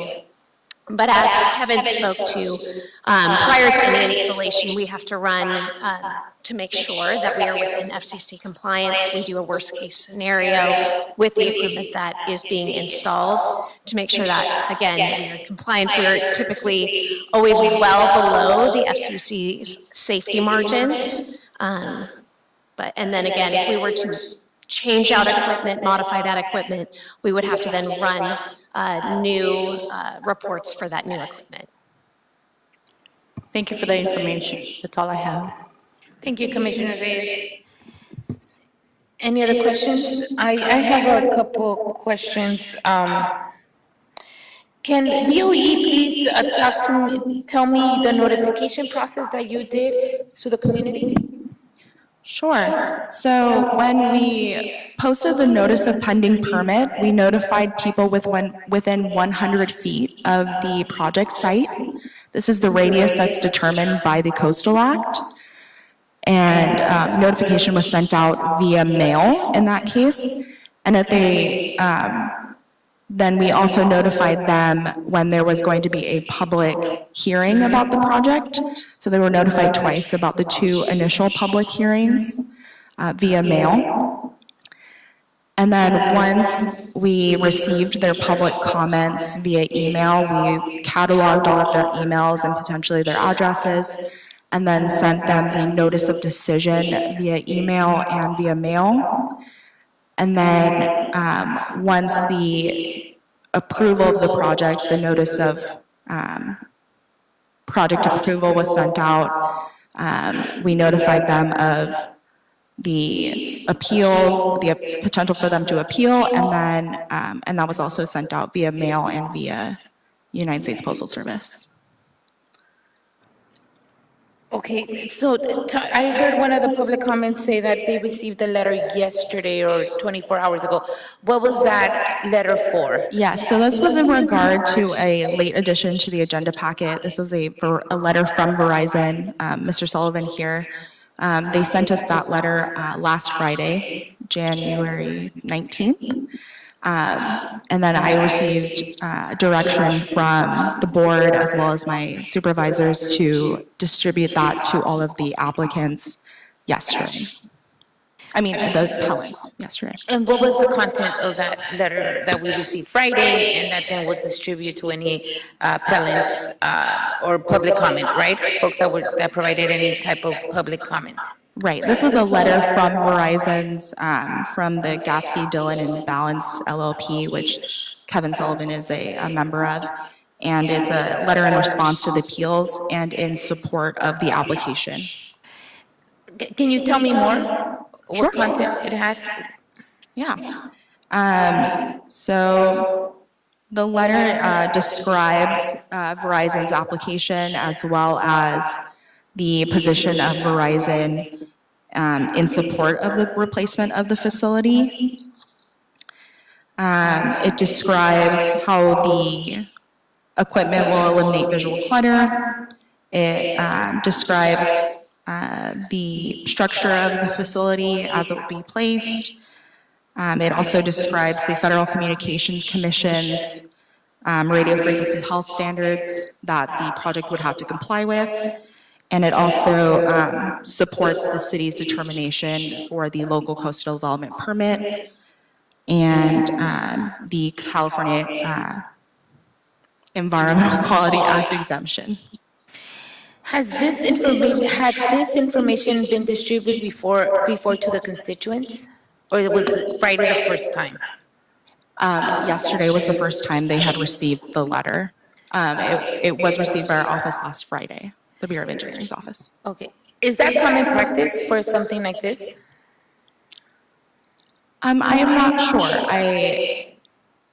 I do not know about receiving letters very late from the applicant on a project in support of it. I was just advised that this should be sent out and included as part of the administrative record. Okay, I think we have Mr. Mundy here that wants to add some information. Go ahead, sir. Good morning, Mohammed Mundy, Bureau of Engineering and Environmental Management Group. The letter that we're referring to was submitted by the applicant, and it was a letter in support of denying the appeals today. So it didn't contain any new information about the project. It didn't contain any arguments that had not been evaluated in the Bureau of Engineering staff report on the permit.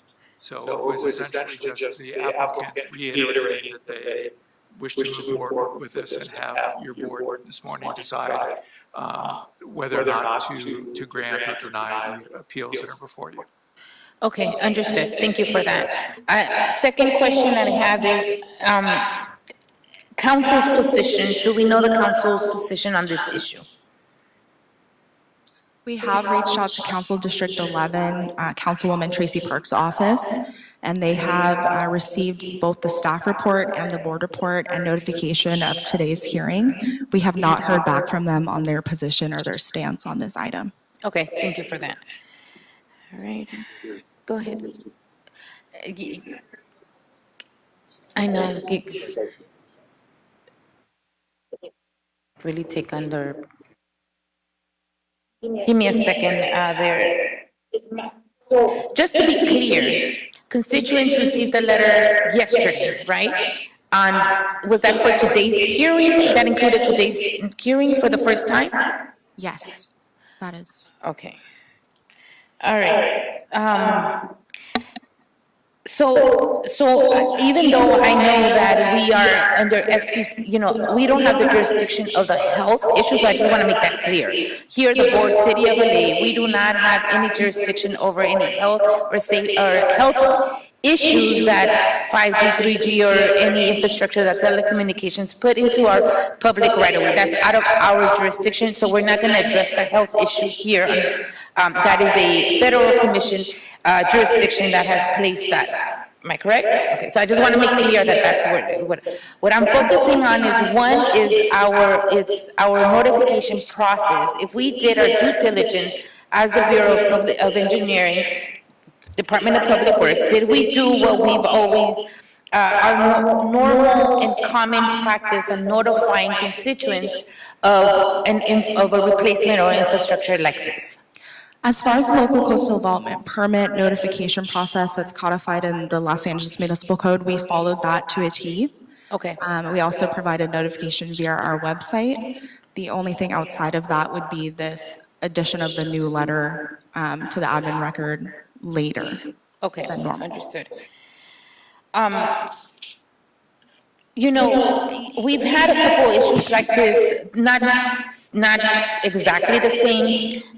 Just yesterday, we were in another appeal hearing as well on another AGF this was on the ground, so it's a little different than this one, I understand that.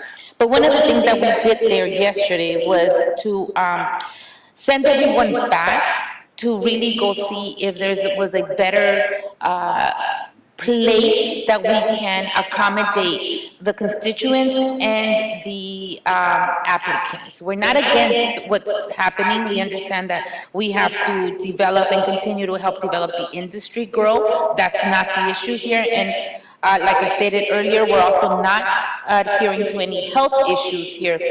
What I have done and what we've always done is we've always considered the public comments, and we've always considered what impacts this might have to everybody. And before we can, at least for myself, I'm speaking as me, not all the commissioners here, and everybody has their own decision to make.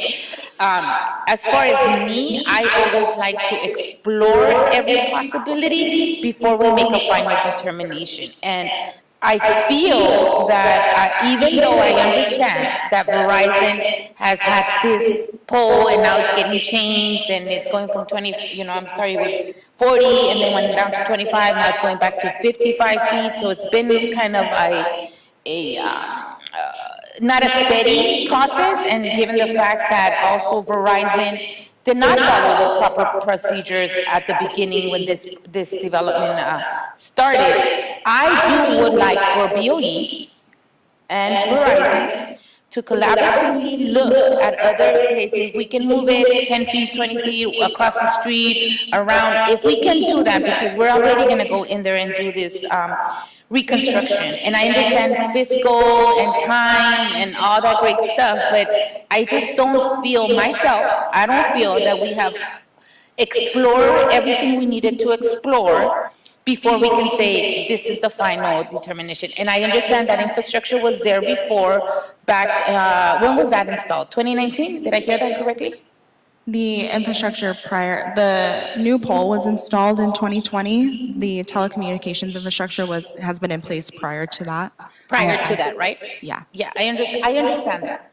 But given that we do have some public concern, I want to explore every possibility. So I'm going to instruct the Bureau of Engineering to go back and do an independent assessment of if there's any feasibility to place this infrastructure on another site. If the report back comes back, there's none, Verizon, again, I'm going to ask you as well to go back and just do one sweep of this again, and then come back to us again and say there was or there isn't, then I myself personally will feel more comfortable moving forward and making a final determination. That's my position. I'm going to let my commissioners state their position on this issue, and then we will continue this item until we have done that exploration and then come back. So that is my position on this situation. I'm going to ask for our commissioners to either state their position, and I'm open to whatever the commission wants to move forward like. So I'm going to start with Vice President, President Pro Tem, Commissioner Corson, and Commissioner Reyes. Thank you. Is that a motion? It is a motion. I'll yes. second that. Okay. Okay. Commissioner Corson, you can disagree. I disagree. I believe that this item has been up for consideration with the public since May and with BOE since before then. What's before us is if BOE and the city engineer erred in their decision-making in granting a permit outside of the Coastal Commission, because it is, did he or they, the body of the city engineering, have the authority to grant the permit? I think that's what's before us. And with that limited scope, I don't see how BOE or the city engineer erred in that decision-making process. And we have to be cognizant that we also put 5G telecommunications on our own assets, and that's streetlight assets. And so what we're saying is every single time outside of the decision-making process, we want to slow everything down and re-examine everything. And I think that's already been done, and we're just reduplicating that effort. So I would not be in favor of that, because I don't believe the city engineer erred in his decision-making. Very well, thank you for that. And I understand the position we're in, but I know that many years ago, we've done a lot of exploration on making sure that we explore every possible location before we come to a final determination. And we do that with our public right-of-way street lighting poles. That's why Streetlight has to adhere to that they explored everything, send us a letter before we make a final determination. These are from one of us, so not this specific issue. So I just want to say that I agree, I consider your disagreement, and I appreciate that. And so Commissioner Reyes? I do support Commissioner Corsan's, because having considered the process and, the discussions that we have, I think before us is this issue of, are we going to proceed, are we going to deny the appeals because we have followed all the procedures and the notifications. The only thing that was really laid out here is the last notification, which has nothing to do with the issue itself. It was like a Verizon reiterating their stand or position for this particular project. So that delay in and of itself is not a significant factor in the process itself. I do recognize the FCC jurisdiction when it comes, that's why I asked those questions about monitoring and standards and all that, because it is something that is a federal jurisdiction where they have done the studies about all the public concerns that our constituents have brought before us. And if there is anything that is going to impact our communities, FCC has that significant responsibility to ensure that communities are not exposed to those. And when it comes to the other location, looking for another location, that will entail looking for or seeking another permit, if I am not mistaken. If you change your location, you seek another permit, which will delay the project further. I'm like looking at my colleagues, do we have like a strict timetable for this? Seeking that permit alone takes a lot of time and effort because you have to meet all the regulatory requirements for that specific permit for another site. And should you decide, should the recommendation or exploration say, we have multiple sites, what that site decision will be left to whom? To the board or to our city engineer? Thank you for that, Commissioner Reyes. Now, she asked a question there. Given that this has already been a long process, and there's currently infrastructure in place now, right? So there's no interruption in services, right? Verizon, there's no interruption in service at this time, right? No. The site is currently operational with substandard and obsolete equipment. Got it. If that equipment, breaks, the only equipment that could replace it is the type of equipment that we're proposing for the replacement facility. Correct. Okay, I understand that. Okay, so there is no sense of urgency, is what I heard from that. Everything's working unless something breaks, but that could happen anywhere, at any time, correct? I know you want to say something. Just typically if something breaks, we're able to. Sorry. Just standard practice, if something breaks, we're able to replace it. Because equipment's obsolete, if something does break, we could have a coverage issue because we can't replace it, which is why this presentation and this request is before you. Okay, so if, this board has always, since I've been in this board, in this commission, we have always considered the community's input It's not foreign for us to say, go back and re-explore any possibilities that we can collaborate with. Again, I still stand firm that I feel like we need to turn over every stone and leaf that's there to see what we can best bring out to this community. And so with that, I'm going to put to motion, if we can, for 2 weeks, is 2 weeks enough time for you to, for BOE and Verizon to work together on exploring any other feasible sites? We would, I believe we would be able to. 2 weeks? For the applicant, but we would not be able to reschedule another hearing without giving 10 days advance notice to the public for the. Can we give a to meet 10-day the notice Coastal Act. now? TJ Knight, can we give a 10-day notice now, today, after today's meeting? So the question is, can we give a 10-day notice of the hearing for the February 7th date, 2 weeks from today? Correct. Yeah, that's fine. Yeah, I believe we can. Or even that's a Wednesday, even the Friday, that's the 8th. The 9th, Friday the 9th of February? Commissioner Reyes won't be here that day, though. But you won't be here that week either, so, okay. Verizon, will you be able to commit to work with our BOE and staff in the next 2 weeks to explore any other feasible sites?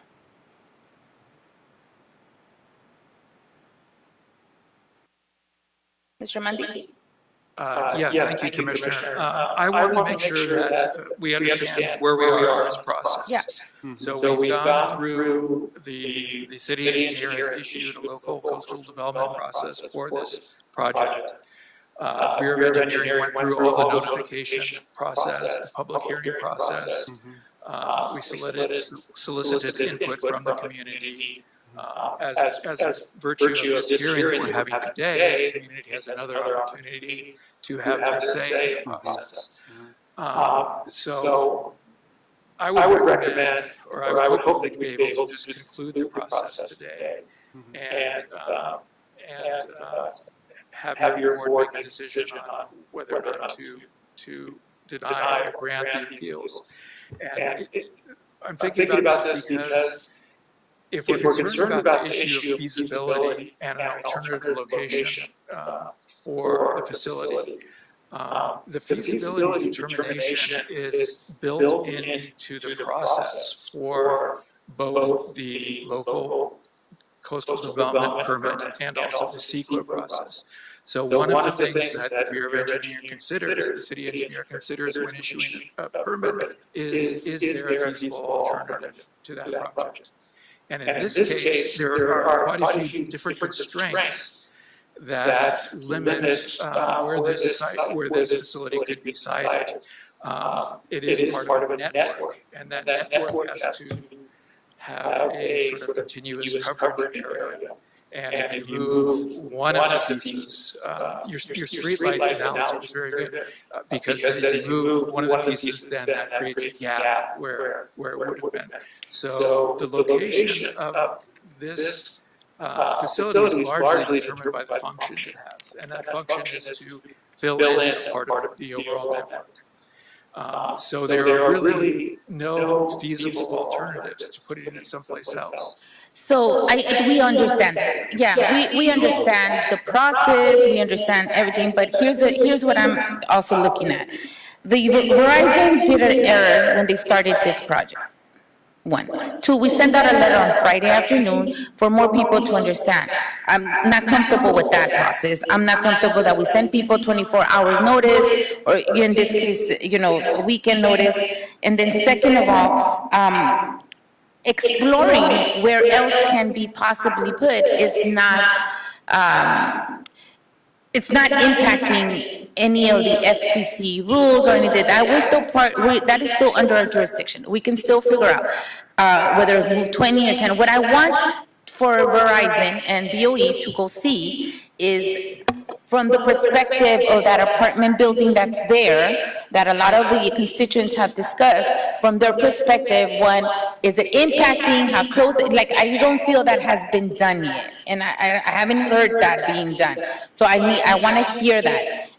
It is our job as commissioners to be the stewards between community and what the process and implementation or infrastructure is, and this is what exactly we're here to do, to listen to the community, to listen to our, we're 1 foot in, 1 foot out, to listen to our engineers, to listen to our collaborators and our contractors, and to make the best and final decision for everyone, for industry, constituency, space, location, land use, all of that great stuff.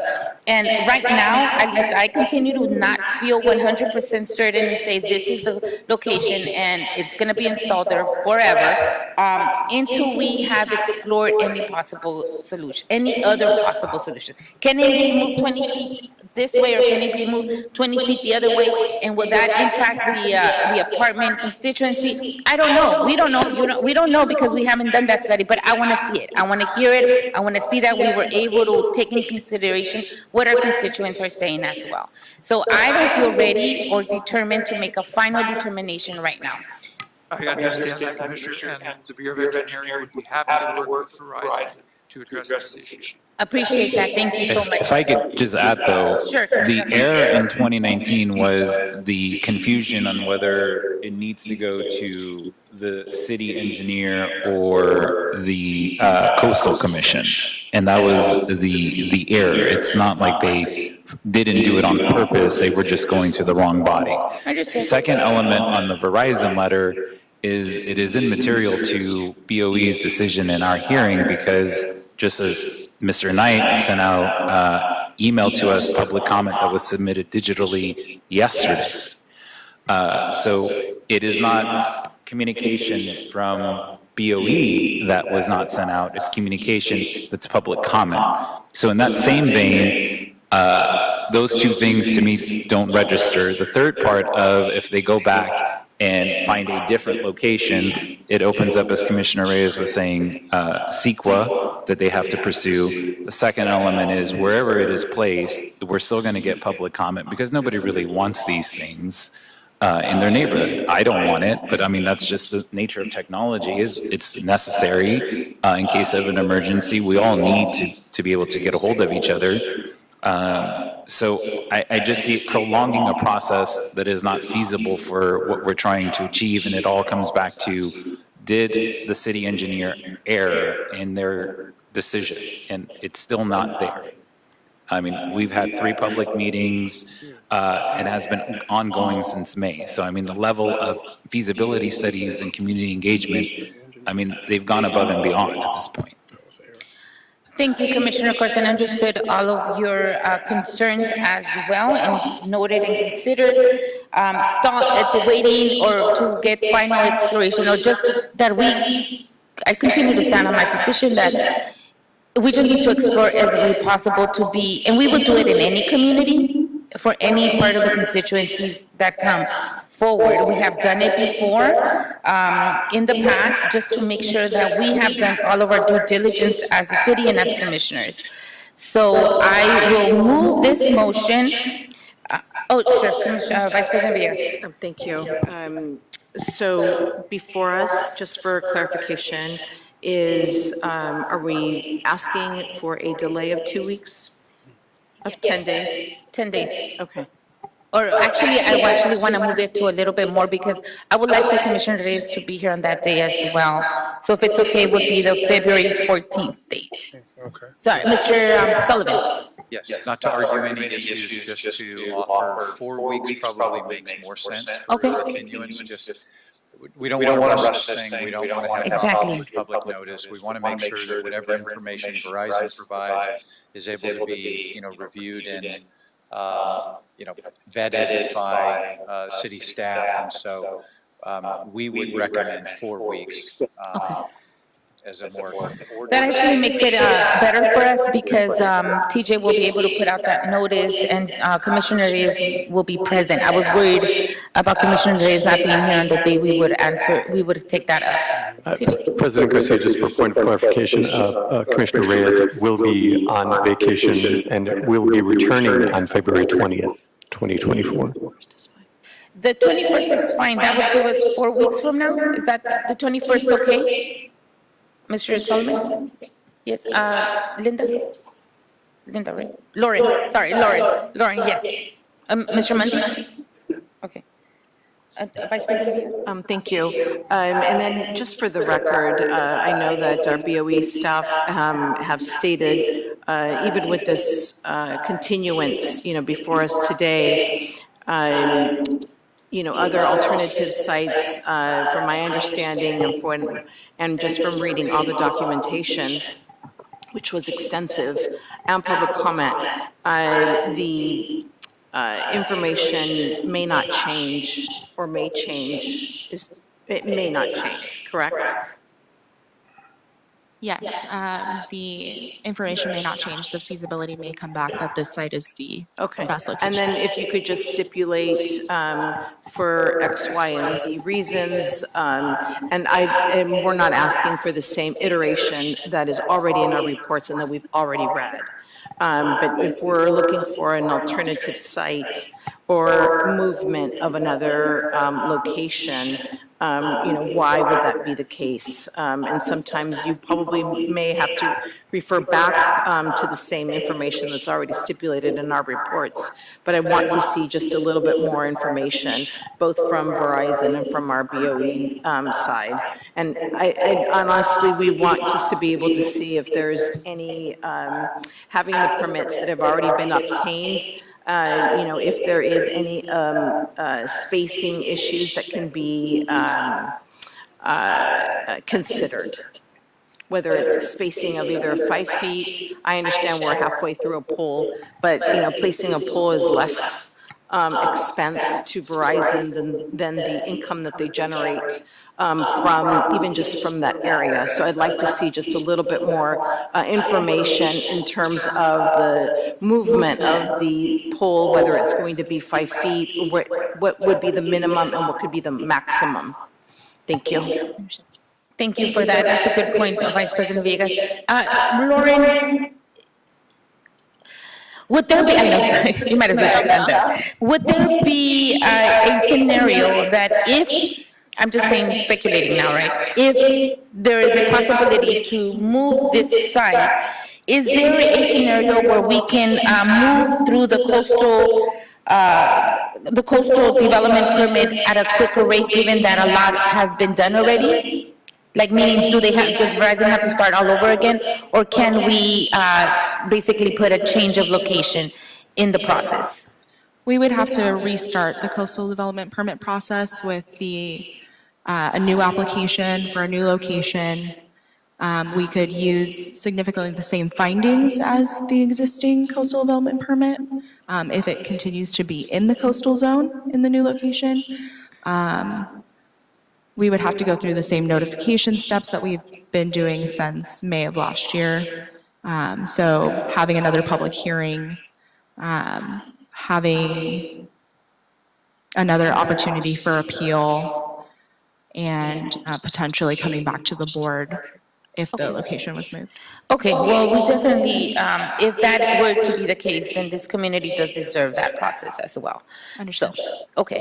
Having said that, I am gonna put although Vice President just left, I'm gonna need her to come back, even though we can move it forward. Okay.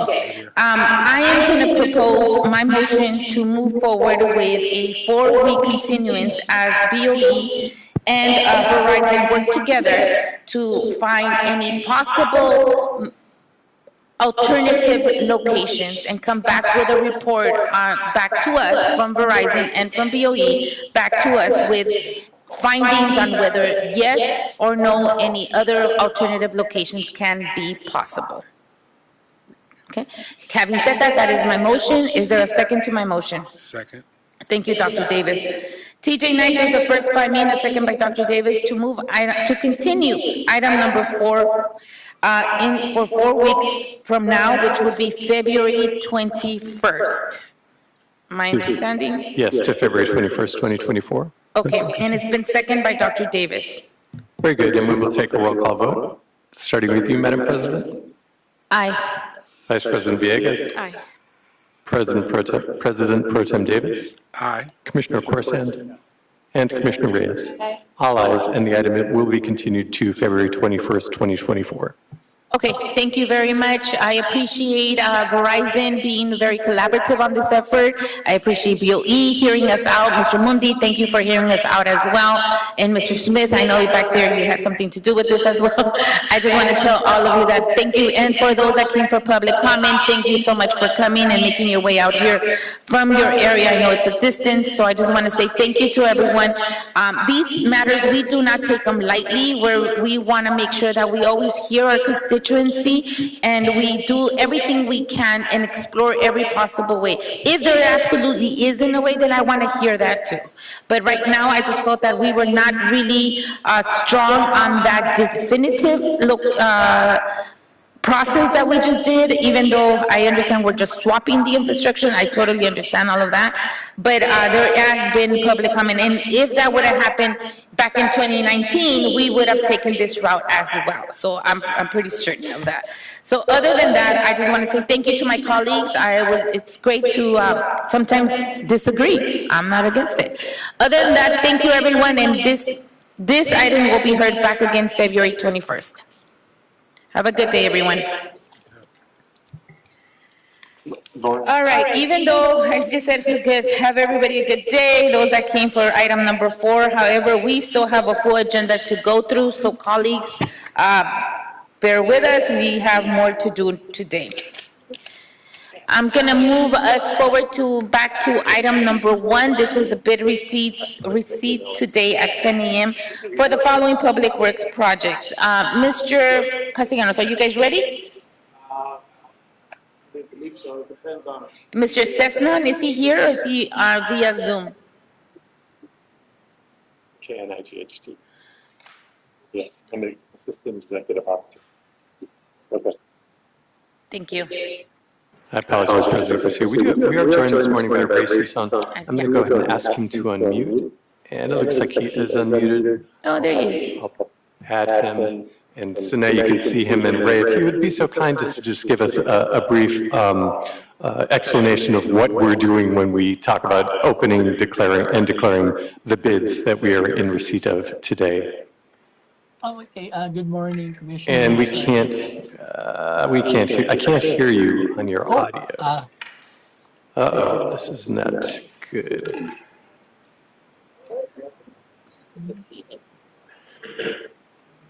Yeah, I can't hear your audio, Ray.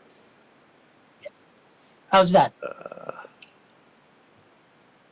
Can you hear me?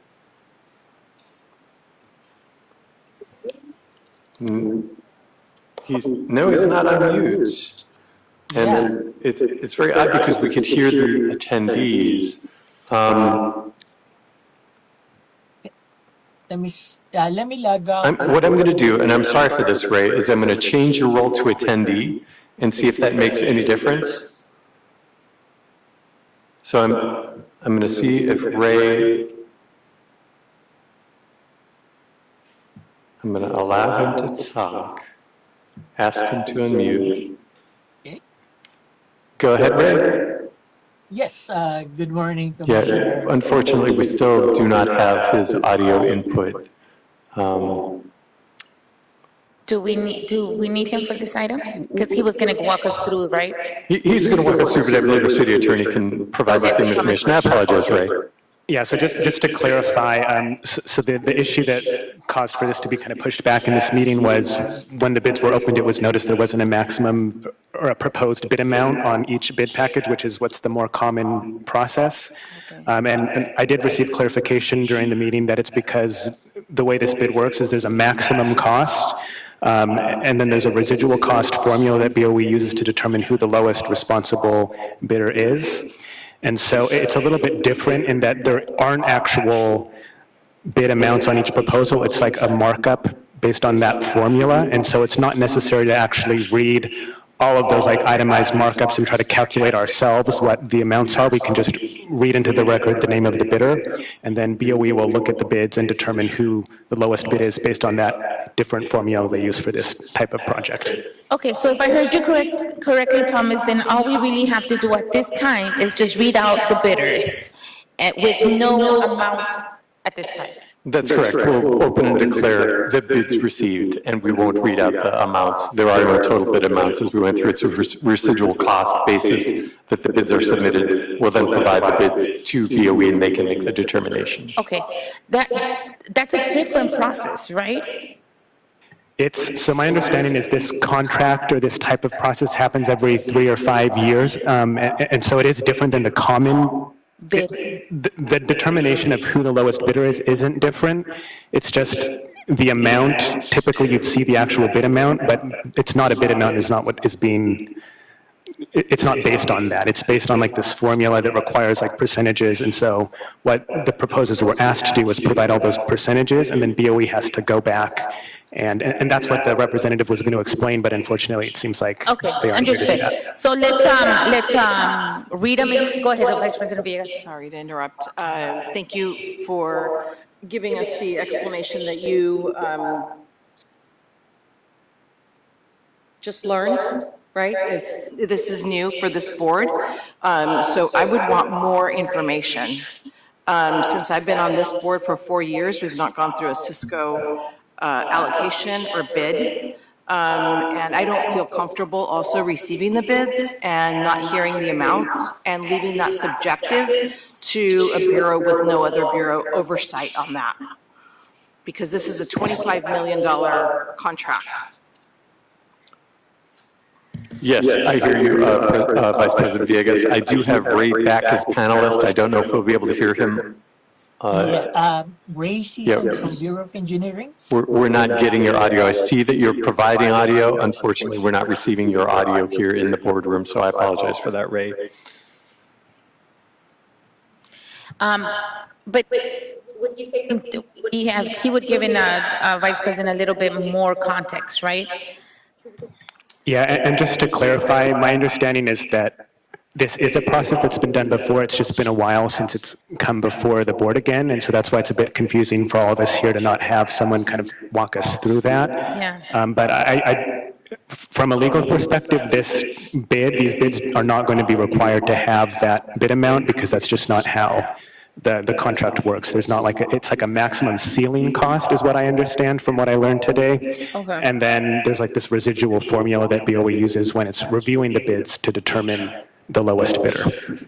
Okay, I think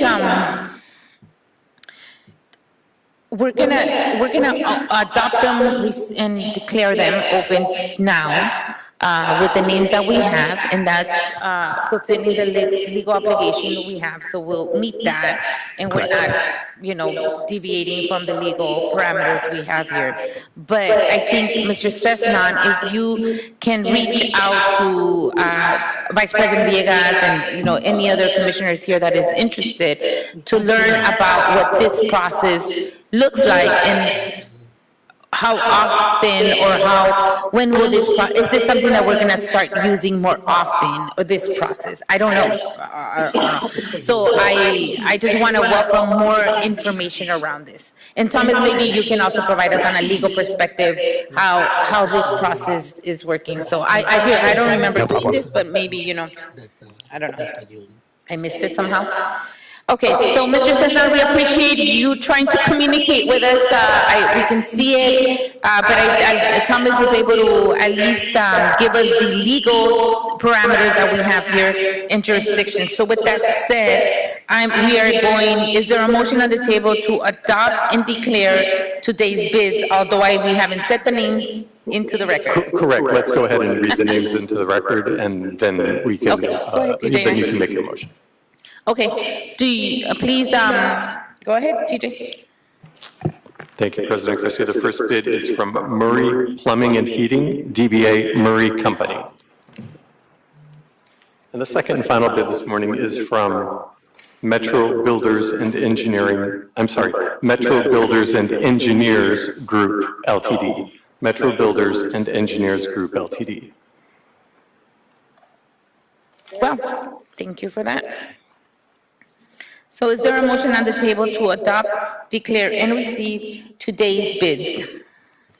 Thank you, Dr. Davis. Is there a second?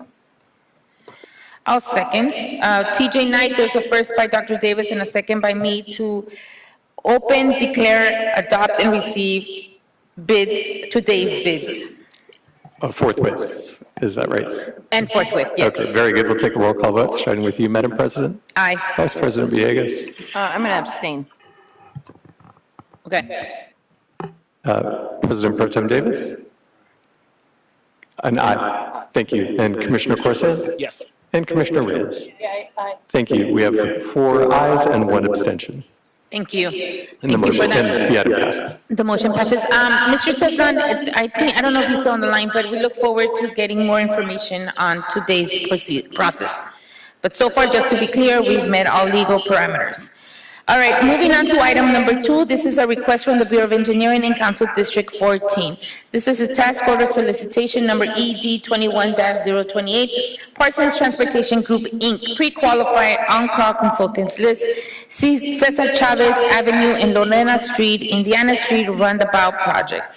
Recommending the board to, 1, authorize the city engineer to issue a task to Parsons Transportation Group, Inc. from the pre-qualified on-call list of environmental documentation consultant service list to provide environmental documentation services for the Cesar Chavez Avenue, Lorena Street, Indiana Street roundabout project as stated in task order ED-028 with a budget authority of $284,400, including contingency.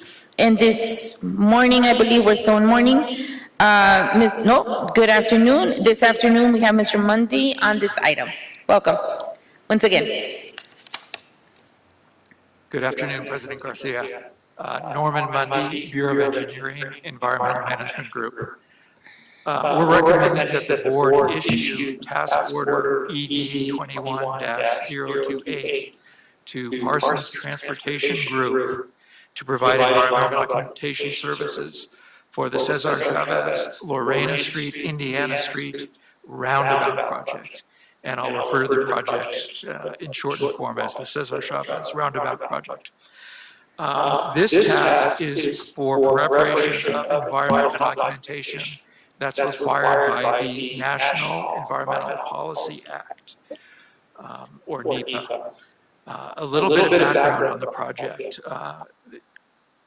The project was evaluated. There are two statutes come into play potentially on our projects in terms of environmental documentation. The first is CEQA, the California Environmental Quality Act, and we're required to do a CEQA analysis for any project that we do.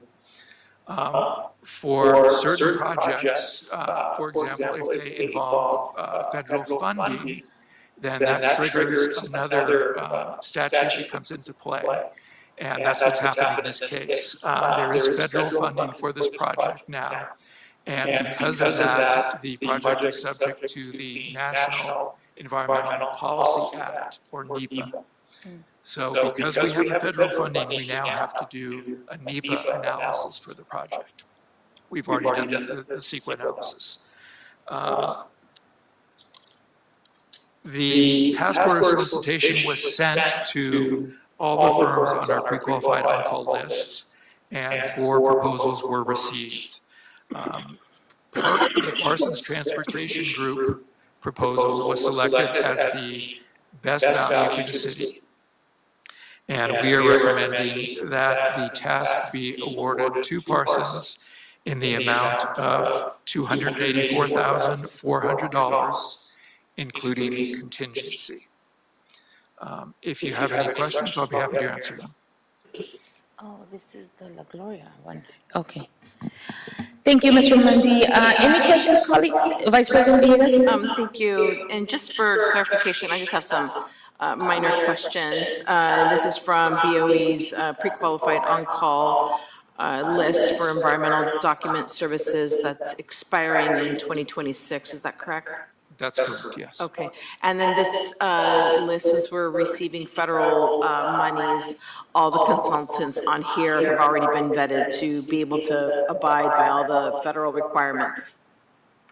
The way that will work is that the consultants will be paid from local funds.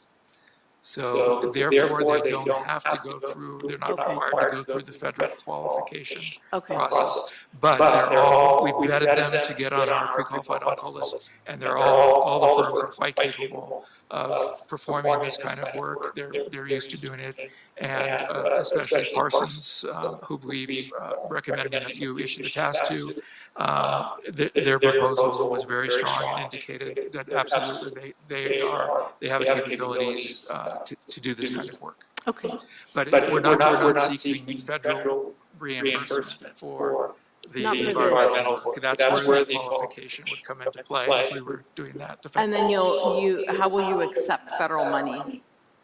The federal money would be, generally the federal money comes in the construction phase. Okay. So when the project actually is constructed. Got it. Okay. And your documentation is performed. Okay. Then there's money for construction of the project. Thank you for that clarification. I'm good. Thank you, Vice President. Thank you, Mr. Mundy, for that clarification. It was helpful for me too as well. Any other questions, colleagues? Any objections? Hearing none, is there a motion on the table to move item number 2 forward and forthwith? I'll move the item. Thank you, VP Villegas. Is there a second? Thank you, Dr. Davis. TJ Knight, there's a first by Vice President Villegas and a second by Dr. Davis to move item number 2 forward and forthwith. Very good, and we'll take a roll call vote on item number 2, starting with you, Madam President. Aye. Vice President Villegas. Aye. President Pro Tem Davis. Aye. Commissioner Corsan. And Commissioner Reyes. Aye. All ayes, and the item is approved. Thank you very much. Thank you. Moving on to item number 3, this is in Council District 4, a construction order, Mike Pilrich and Sons Inc., Crescent Drive, 8483, 8527, and 8764 Bulkheads Project. Recommending the board to, 1, approve a separate contract number for Crescent Drive Bulkheads Project. 2, approve a construction order for the project to Pilrich, I'm probably saying that completely wrong. Pilrich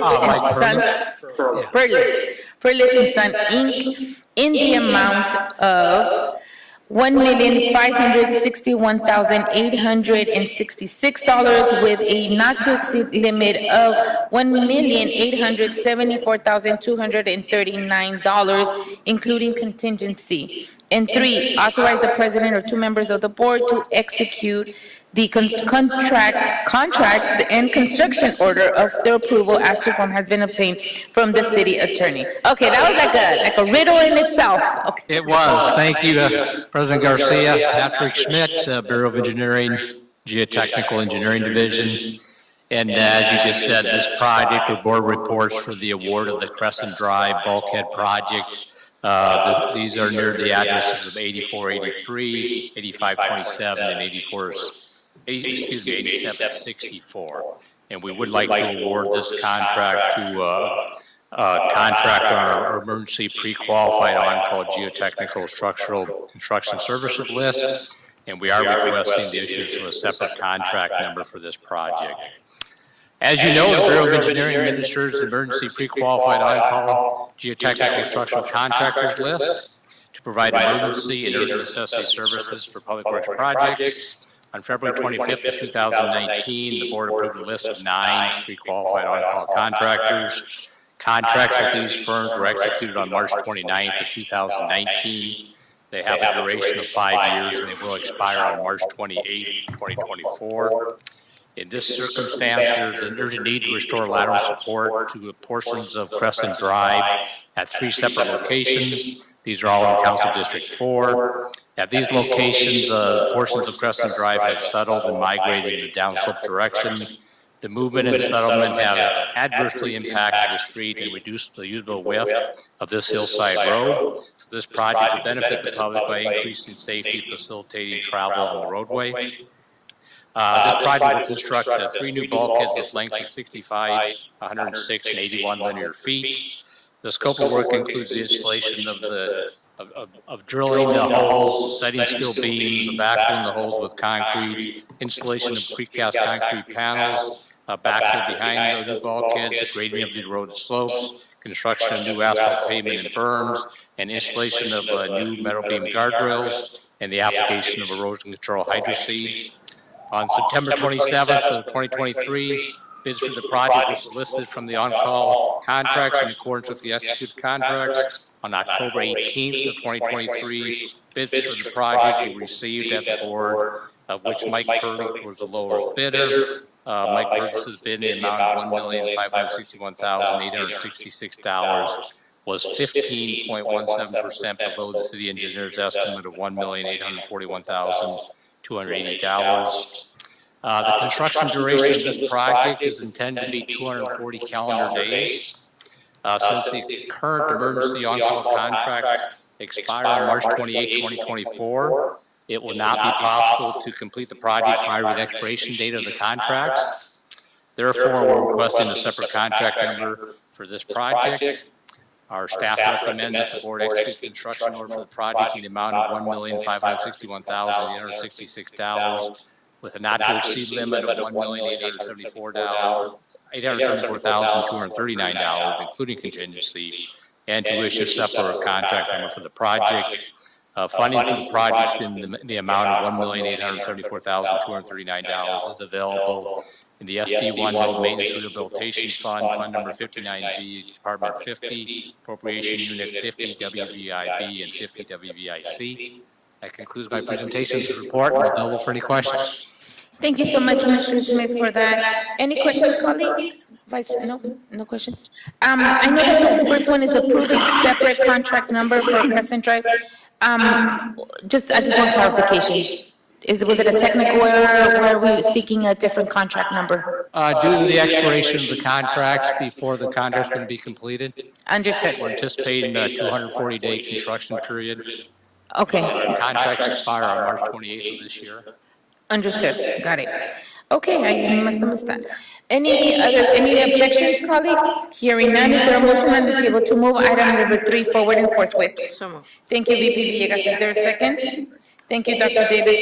TJ Knight is the first by VP Villegas and a second by Dr. Davis to move item number 3 forward and forthwith. Very good. We will take a roll call vote, starting with you, Madam President. Aye. Vice President Villegas. Aye. President Pro Tem Davis. Commissioner Corson. Aye. And Commissioner Reyes. All ayes. Item number 3 is approved. Thank you very much. Thank you very much, Mr. Smith. Good to go. Thank you. Appreciate it. Thank you. Moving on to item number 5, this is in Council District 14. This is a contract amendment, Active Transportation Program, ATP Cycle 2, Boyle Heights Pedestrian Linkages Project. Recommending the board to, 1, approve the motion dated September 22nd, 2023, with the funding table for the use by the ATP Cycle 2 Boyle Heights Pedestrian Linkages Project. And we have totaling up to $3,972,377. So welcome. State your name, please. Thank you, President Garcia. Good afternoon. George is here. Okay, got it. Good afternoon, Commissioners. My name is Naomi Deep from the Bureau of Engineering Street Improvement Division.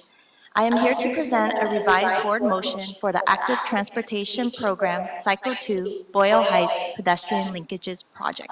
On May 26, 2021, this project was awarded for a construction contract for the total base bid amount of approximately $3.6 million. At time of construction contract award, the funding table on the status of funding section reflected one funding source as to be determined. On September 22nd, 2023, the board adopted a motion to amend the funding table to identify an appropriation account for this to-be-determined funding source.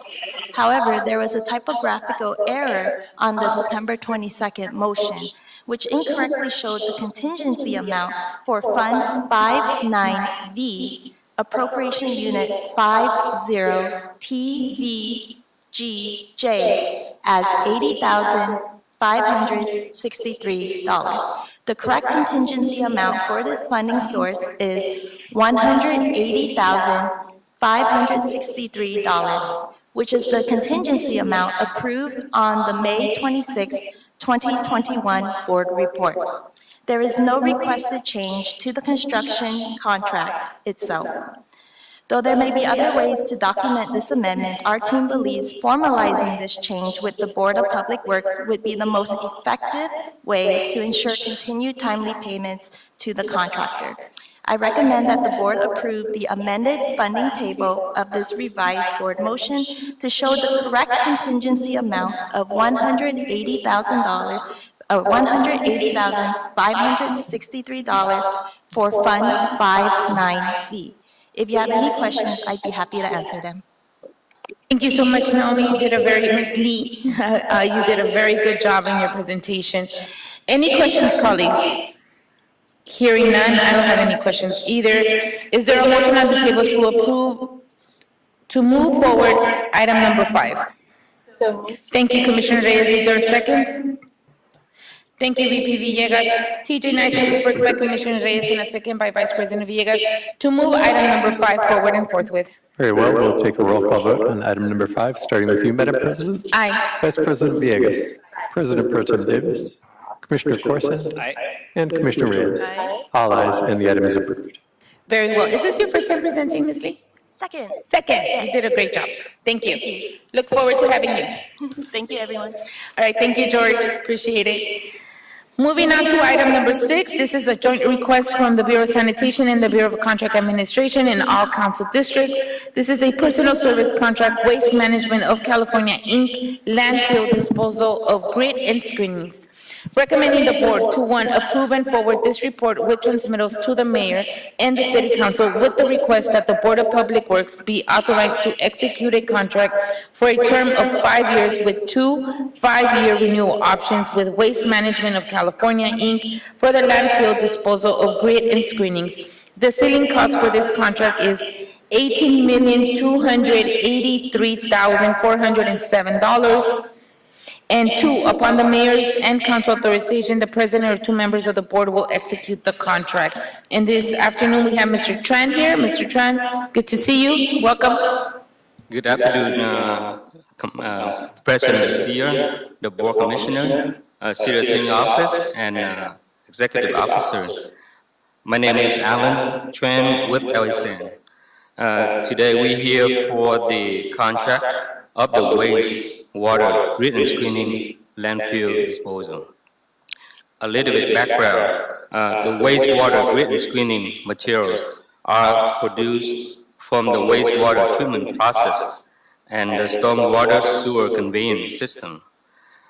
They consist of the combination of sand, rock, sanitary products, plastic, and paper, which are non-digestible through the wastewater treatment system, contaminated with the raw sewage, and required to be disposed at the landfill. We collect about 40 tons to 50 tons per day of wastewater grid and screening. The city employees have been performing the loading and transporting the material to the Simi Valley landfill. Currently, the city has an agreement with Waste Management, who is the owner and operator of the Simi Valley landfill, for providing the landfill service, and the contract will expire on June 30, 2024, this year. So we start the process of our RP in 2021 to establish a new contract for this service. On May 12, 2021, the Board of Public Works authorized LASN to distribute the request for proposal to evaluate, select, and negotiate the contract with the most qualified and responsive proposer for landfill disposal of grid and screening. On July 28, 2021, LASN posted the RP on the City Los Angeles RAM website. We had we have a mandatory pre-proposal meeting on August 25th, 2021 at Hyperion Treatment Plant, and Waste Management was the only contractor in attendance. So on September 29, 2021, In response to the advertised RFP, LSN received one proposal from Waste Management, and it was the only one we received. So after the review and interview process, Waste Management was deemed the most qualified proposer with the best experience, expertise on the landfill service. Waste Management has extensive experience and knowledge working with the LSN through the current contract to dispose the city grid and screening at the Simi Valley landfill. Furthermore, Waste Management has proved that they are a reliable contractor and they has agreed to continue providing the landfill service in an environmentally sound manner in accordance with all applicable laws, regulations of local, state, and federal. As for the business inclusion program, the project is simply paying for the tipping fee for the service. So the city does the hauling, transporting the material to the landfill. So there are no activity that can be subcontracted. So therefore, we received the waiver from the mayor's office on November 18, 2020. So we are here to request the board to approve and forward this report with the transmittal forthwith to the mayor and the city council with the request that the board of public works be authorized to execute a contract with Waste Management for the landfill disposal of grid and screening. The term of the new contract will be for 5 years with 2 5-year renewal options at the city discretion. And the total ceiling cost, we estimate about $18.3 million for the total of 15 years if the city decides to exercise the renewal option. The funding for the new contract will be coming from the sewer operation and maintenance fund. Therefore, there will be no impact on the general funding. And this concludes my report, and thank you so much for your consideration. Thank you, Mr. Tran. I have just one question. What area is Waste Management covering, or is it areas that's citywide? Is it just for this type of material? I believe that Waste Management has owned a lot of landfill, and they offer us 2 landfill, which is close to the Hyperion. Okay. That permit this type of waste, which is the Simi Valley landfill, and the other one is the Antelope Valley Recycling and Disposal Facility. Okay. Now, my question is this Waste Management going to collect from citywide or just from a certain region? So far, they only collect from the city material. That's what I know. Oh, but within the city? Within the city. Is this contract citywide or is it one area? You know, I'm thinking like the Recicla, they all have different areas, right? Or are we doing the same, or is Waste Management citywide? And I'm sorry if it's on the board report. Like, this is for the material. This is the material that we collect from the sewer, conveying, cleaning, and from the wastewater treatment process. Citywide? The citywide. Okay, that's what I wanted to hear. Thank you. Commissioner Davis, you want to clarify that for me? Yeah, just a point of clarification that this is our city folks collect and deliver the materials to the landfill owned by Waste Management. And so Waste Management process. We pay the tipping fee for them to process. Yes. Yes. And most of those materials are from Hyperion, the grid and the screenings of the inorganic and organic solids that we process. Yes. Correct. Okay, thank you very much. I appreciate that, Commissioner Reyes. Any other questions? Objections?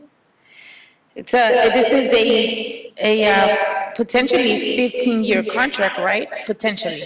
potentially, if the city decide to do the renewal option. Renewal. And they were the only ones that bid? They are the only one who submit the proposal. Okay. And they are the only one who attend the pre-proposal meeting. Pre-proposal. Which is mandatory. Yeah, okay. All right, it's 25 million, guys. Well, potentially, right? No, 18 million, sorry. 25. Yeah, just off by 7. I'm sure they'll recuperate that. All right, any objections on this item, colleagues? Hearing none, is there a motion on the table to move item number 6 forward and forthwith? Thank you, Commissioner Reyes. Thank you, Dr. Davis. Obviously, this work is important to us. I mean, we can't continue to, we don't process this, so thank you for that. TJ Knight, there's a first by Commissioner Reyes and a second by Dr. Davis to move item number 6 forward and forthwith. Very good. We will take a roll call vote on item number 6, starting with you, Madam President. Aye. Vice President Villegas. President Pro Tem Davis. Commissioner Corson. And Commissioner Reyes. All ayes, and the item is approved. Thank you very much. Thank you so much, Mr. Tran. Thank you so much. Have a good rest of the day. Moving on to item number 7. Is this you, Ms. Martinez? And Ms. Martinez, can I take 7, 8, and 9, and 10 together, or? Yes, please. Okay, or we do 8, 9, 10 together? Let me do 8, 9, 10 together, and then 7 separate, because you're in all of them, right? Yes, I am. All right, let's do 7 separately from 8, 9, and 10 then. This is a request from the Bureau of Contract Administration and Bureau of Engineering Council District 4. Contract acceptance, Mannix Drive, 8230 and 8275 bulkhead replacement project. Recommending the board to accept this contract. Good to go? Yeah, ditto. Angela Martinez, Bureau of Contract Administration, Chief Construction Inspector. February 23rd, 2021, an emergency geotechnical structural construction services contract was awarded to the on-call contractor Jilk Heavy Construction to replace failed timber bulkheads at 8230 and 8275 Mannix Drive. The notice to proceed issued on April 14th, 2021. Project completion was March 8th, 2022. The project was awarded for $1,086,960 with a not-to-exceed amount of $1,304,352. Only 2 change orders were issued during this contract. They decreased the contract amount by $115,853.90, which brought the total amount of this project to $971,106.10, which was great news because it was completed 10.66% below the awarded amount and 25.55% below the not-to-exceed amount. Retention monies were released in the amount of $44,055.30 on May 9th, 2022. There were no funds disputed or withheld, so no funds are due to the contractor. Funding was from SB1 Road Maintenance and Rehabilitation Fund. The contractor complied with the Equal Employment Opportunity and Labor Compliance requirements of the contract. Since this was an emergency contract, no specific MBE, WBE participation levels were required / established for this contract. There are no unresolved property owners' complaints in connection with this project. The CPERs that we call them, their contract performance evaluation reports, have been submitted to BCA as required for compliance per the admin code. In closing, I ask the board to accept this contract. Thank you. Appreciate that, Ms. Martinez. Any questions? Any objections? Hearing none, is there a motion on the table to move item number 7 forward and forthwith? Thank you, Dr. Davis. Is there a second? Thank you, VP Villegas. TJ Knight, there's a first by Dr. Davis and a second by Vice President Villegas to move item number 7 forward and forthwith. Very well. We'll take a roll call vote on item number 7, starting with you, Madam President. Aye. Vice President Villegas. Aye. President Pro Tem Davis. Commissioner Corson. And Commissioner Reyes. All ayes, and the item is approved. Very well, thank you so much. What I'm gonna do is I'm just gonna read for the record 8 and the titles, and then I'll let you go into the details, Ms. Martinez, okay? This is, moving on to item number 8, 9, and 10. We're gonna take these together. This is subcontract substitutions, PCL Construction, Inc., subtract in Council District 15, Council District 3, subtract substitution, Wasteman Construction, Inc., and Council Districts 1, 2, 4, and 11, item number 10, subcontractor substitution, JF Shia Construction, Inc. And this afternoon, we have Ms. Martinez on items 8, 9, and 10. Thank you so much, President Garcia. The first one was PCL Construction's request. We received it on November 2nd, 2023, to substitute OBE subcontractor Matrix Environmental Incorporated for the abatement and demolition work with WBE subcontractor GGG Demolition Incorporated. Matrix had submitted a letter of withdrawal due to the sale, the dissolution of their company. The bid listed amount for Matrix portion of abatement and demo work was $1,103,532. Matrix had performed $353,088.70 of their contract amount, a difference of $750,443.30. However, the amount submitted for approval by PCL Construction for GGG's portion of work was $864,943.94, which was a difference of $114,500.64. So PCL decreased its prime participation by this amount so that the work performed by GGG was at no additional cost to the city. Agenda item 9, the Madrid Theater. Wiseman Construction Incorporated, we received a request September 1st, 2023, to substitute OBE subcontractor Ernie & Sons Scaffolding, called Unique, with OBE subcontractor Ernie & Sons Scaffolding, called SoCal, for scaffolding work. Unique had sent a letter of withdrawal citing they were unable to complete the remainder of the work. That's all that they said. They didn't say why.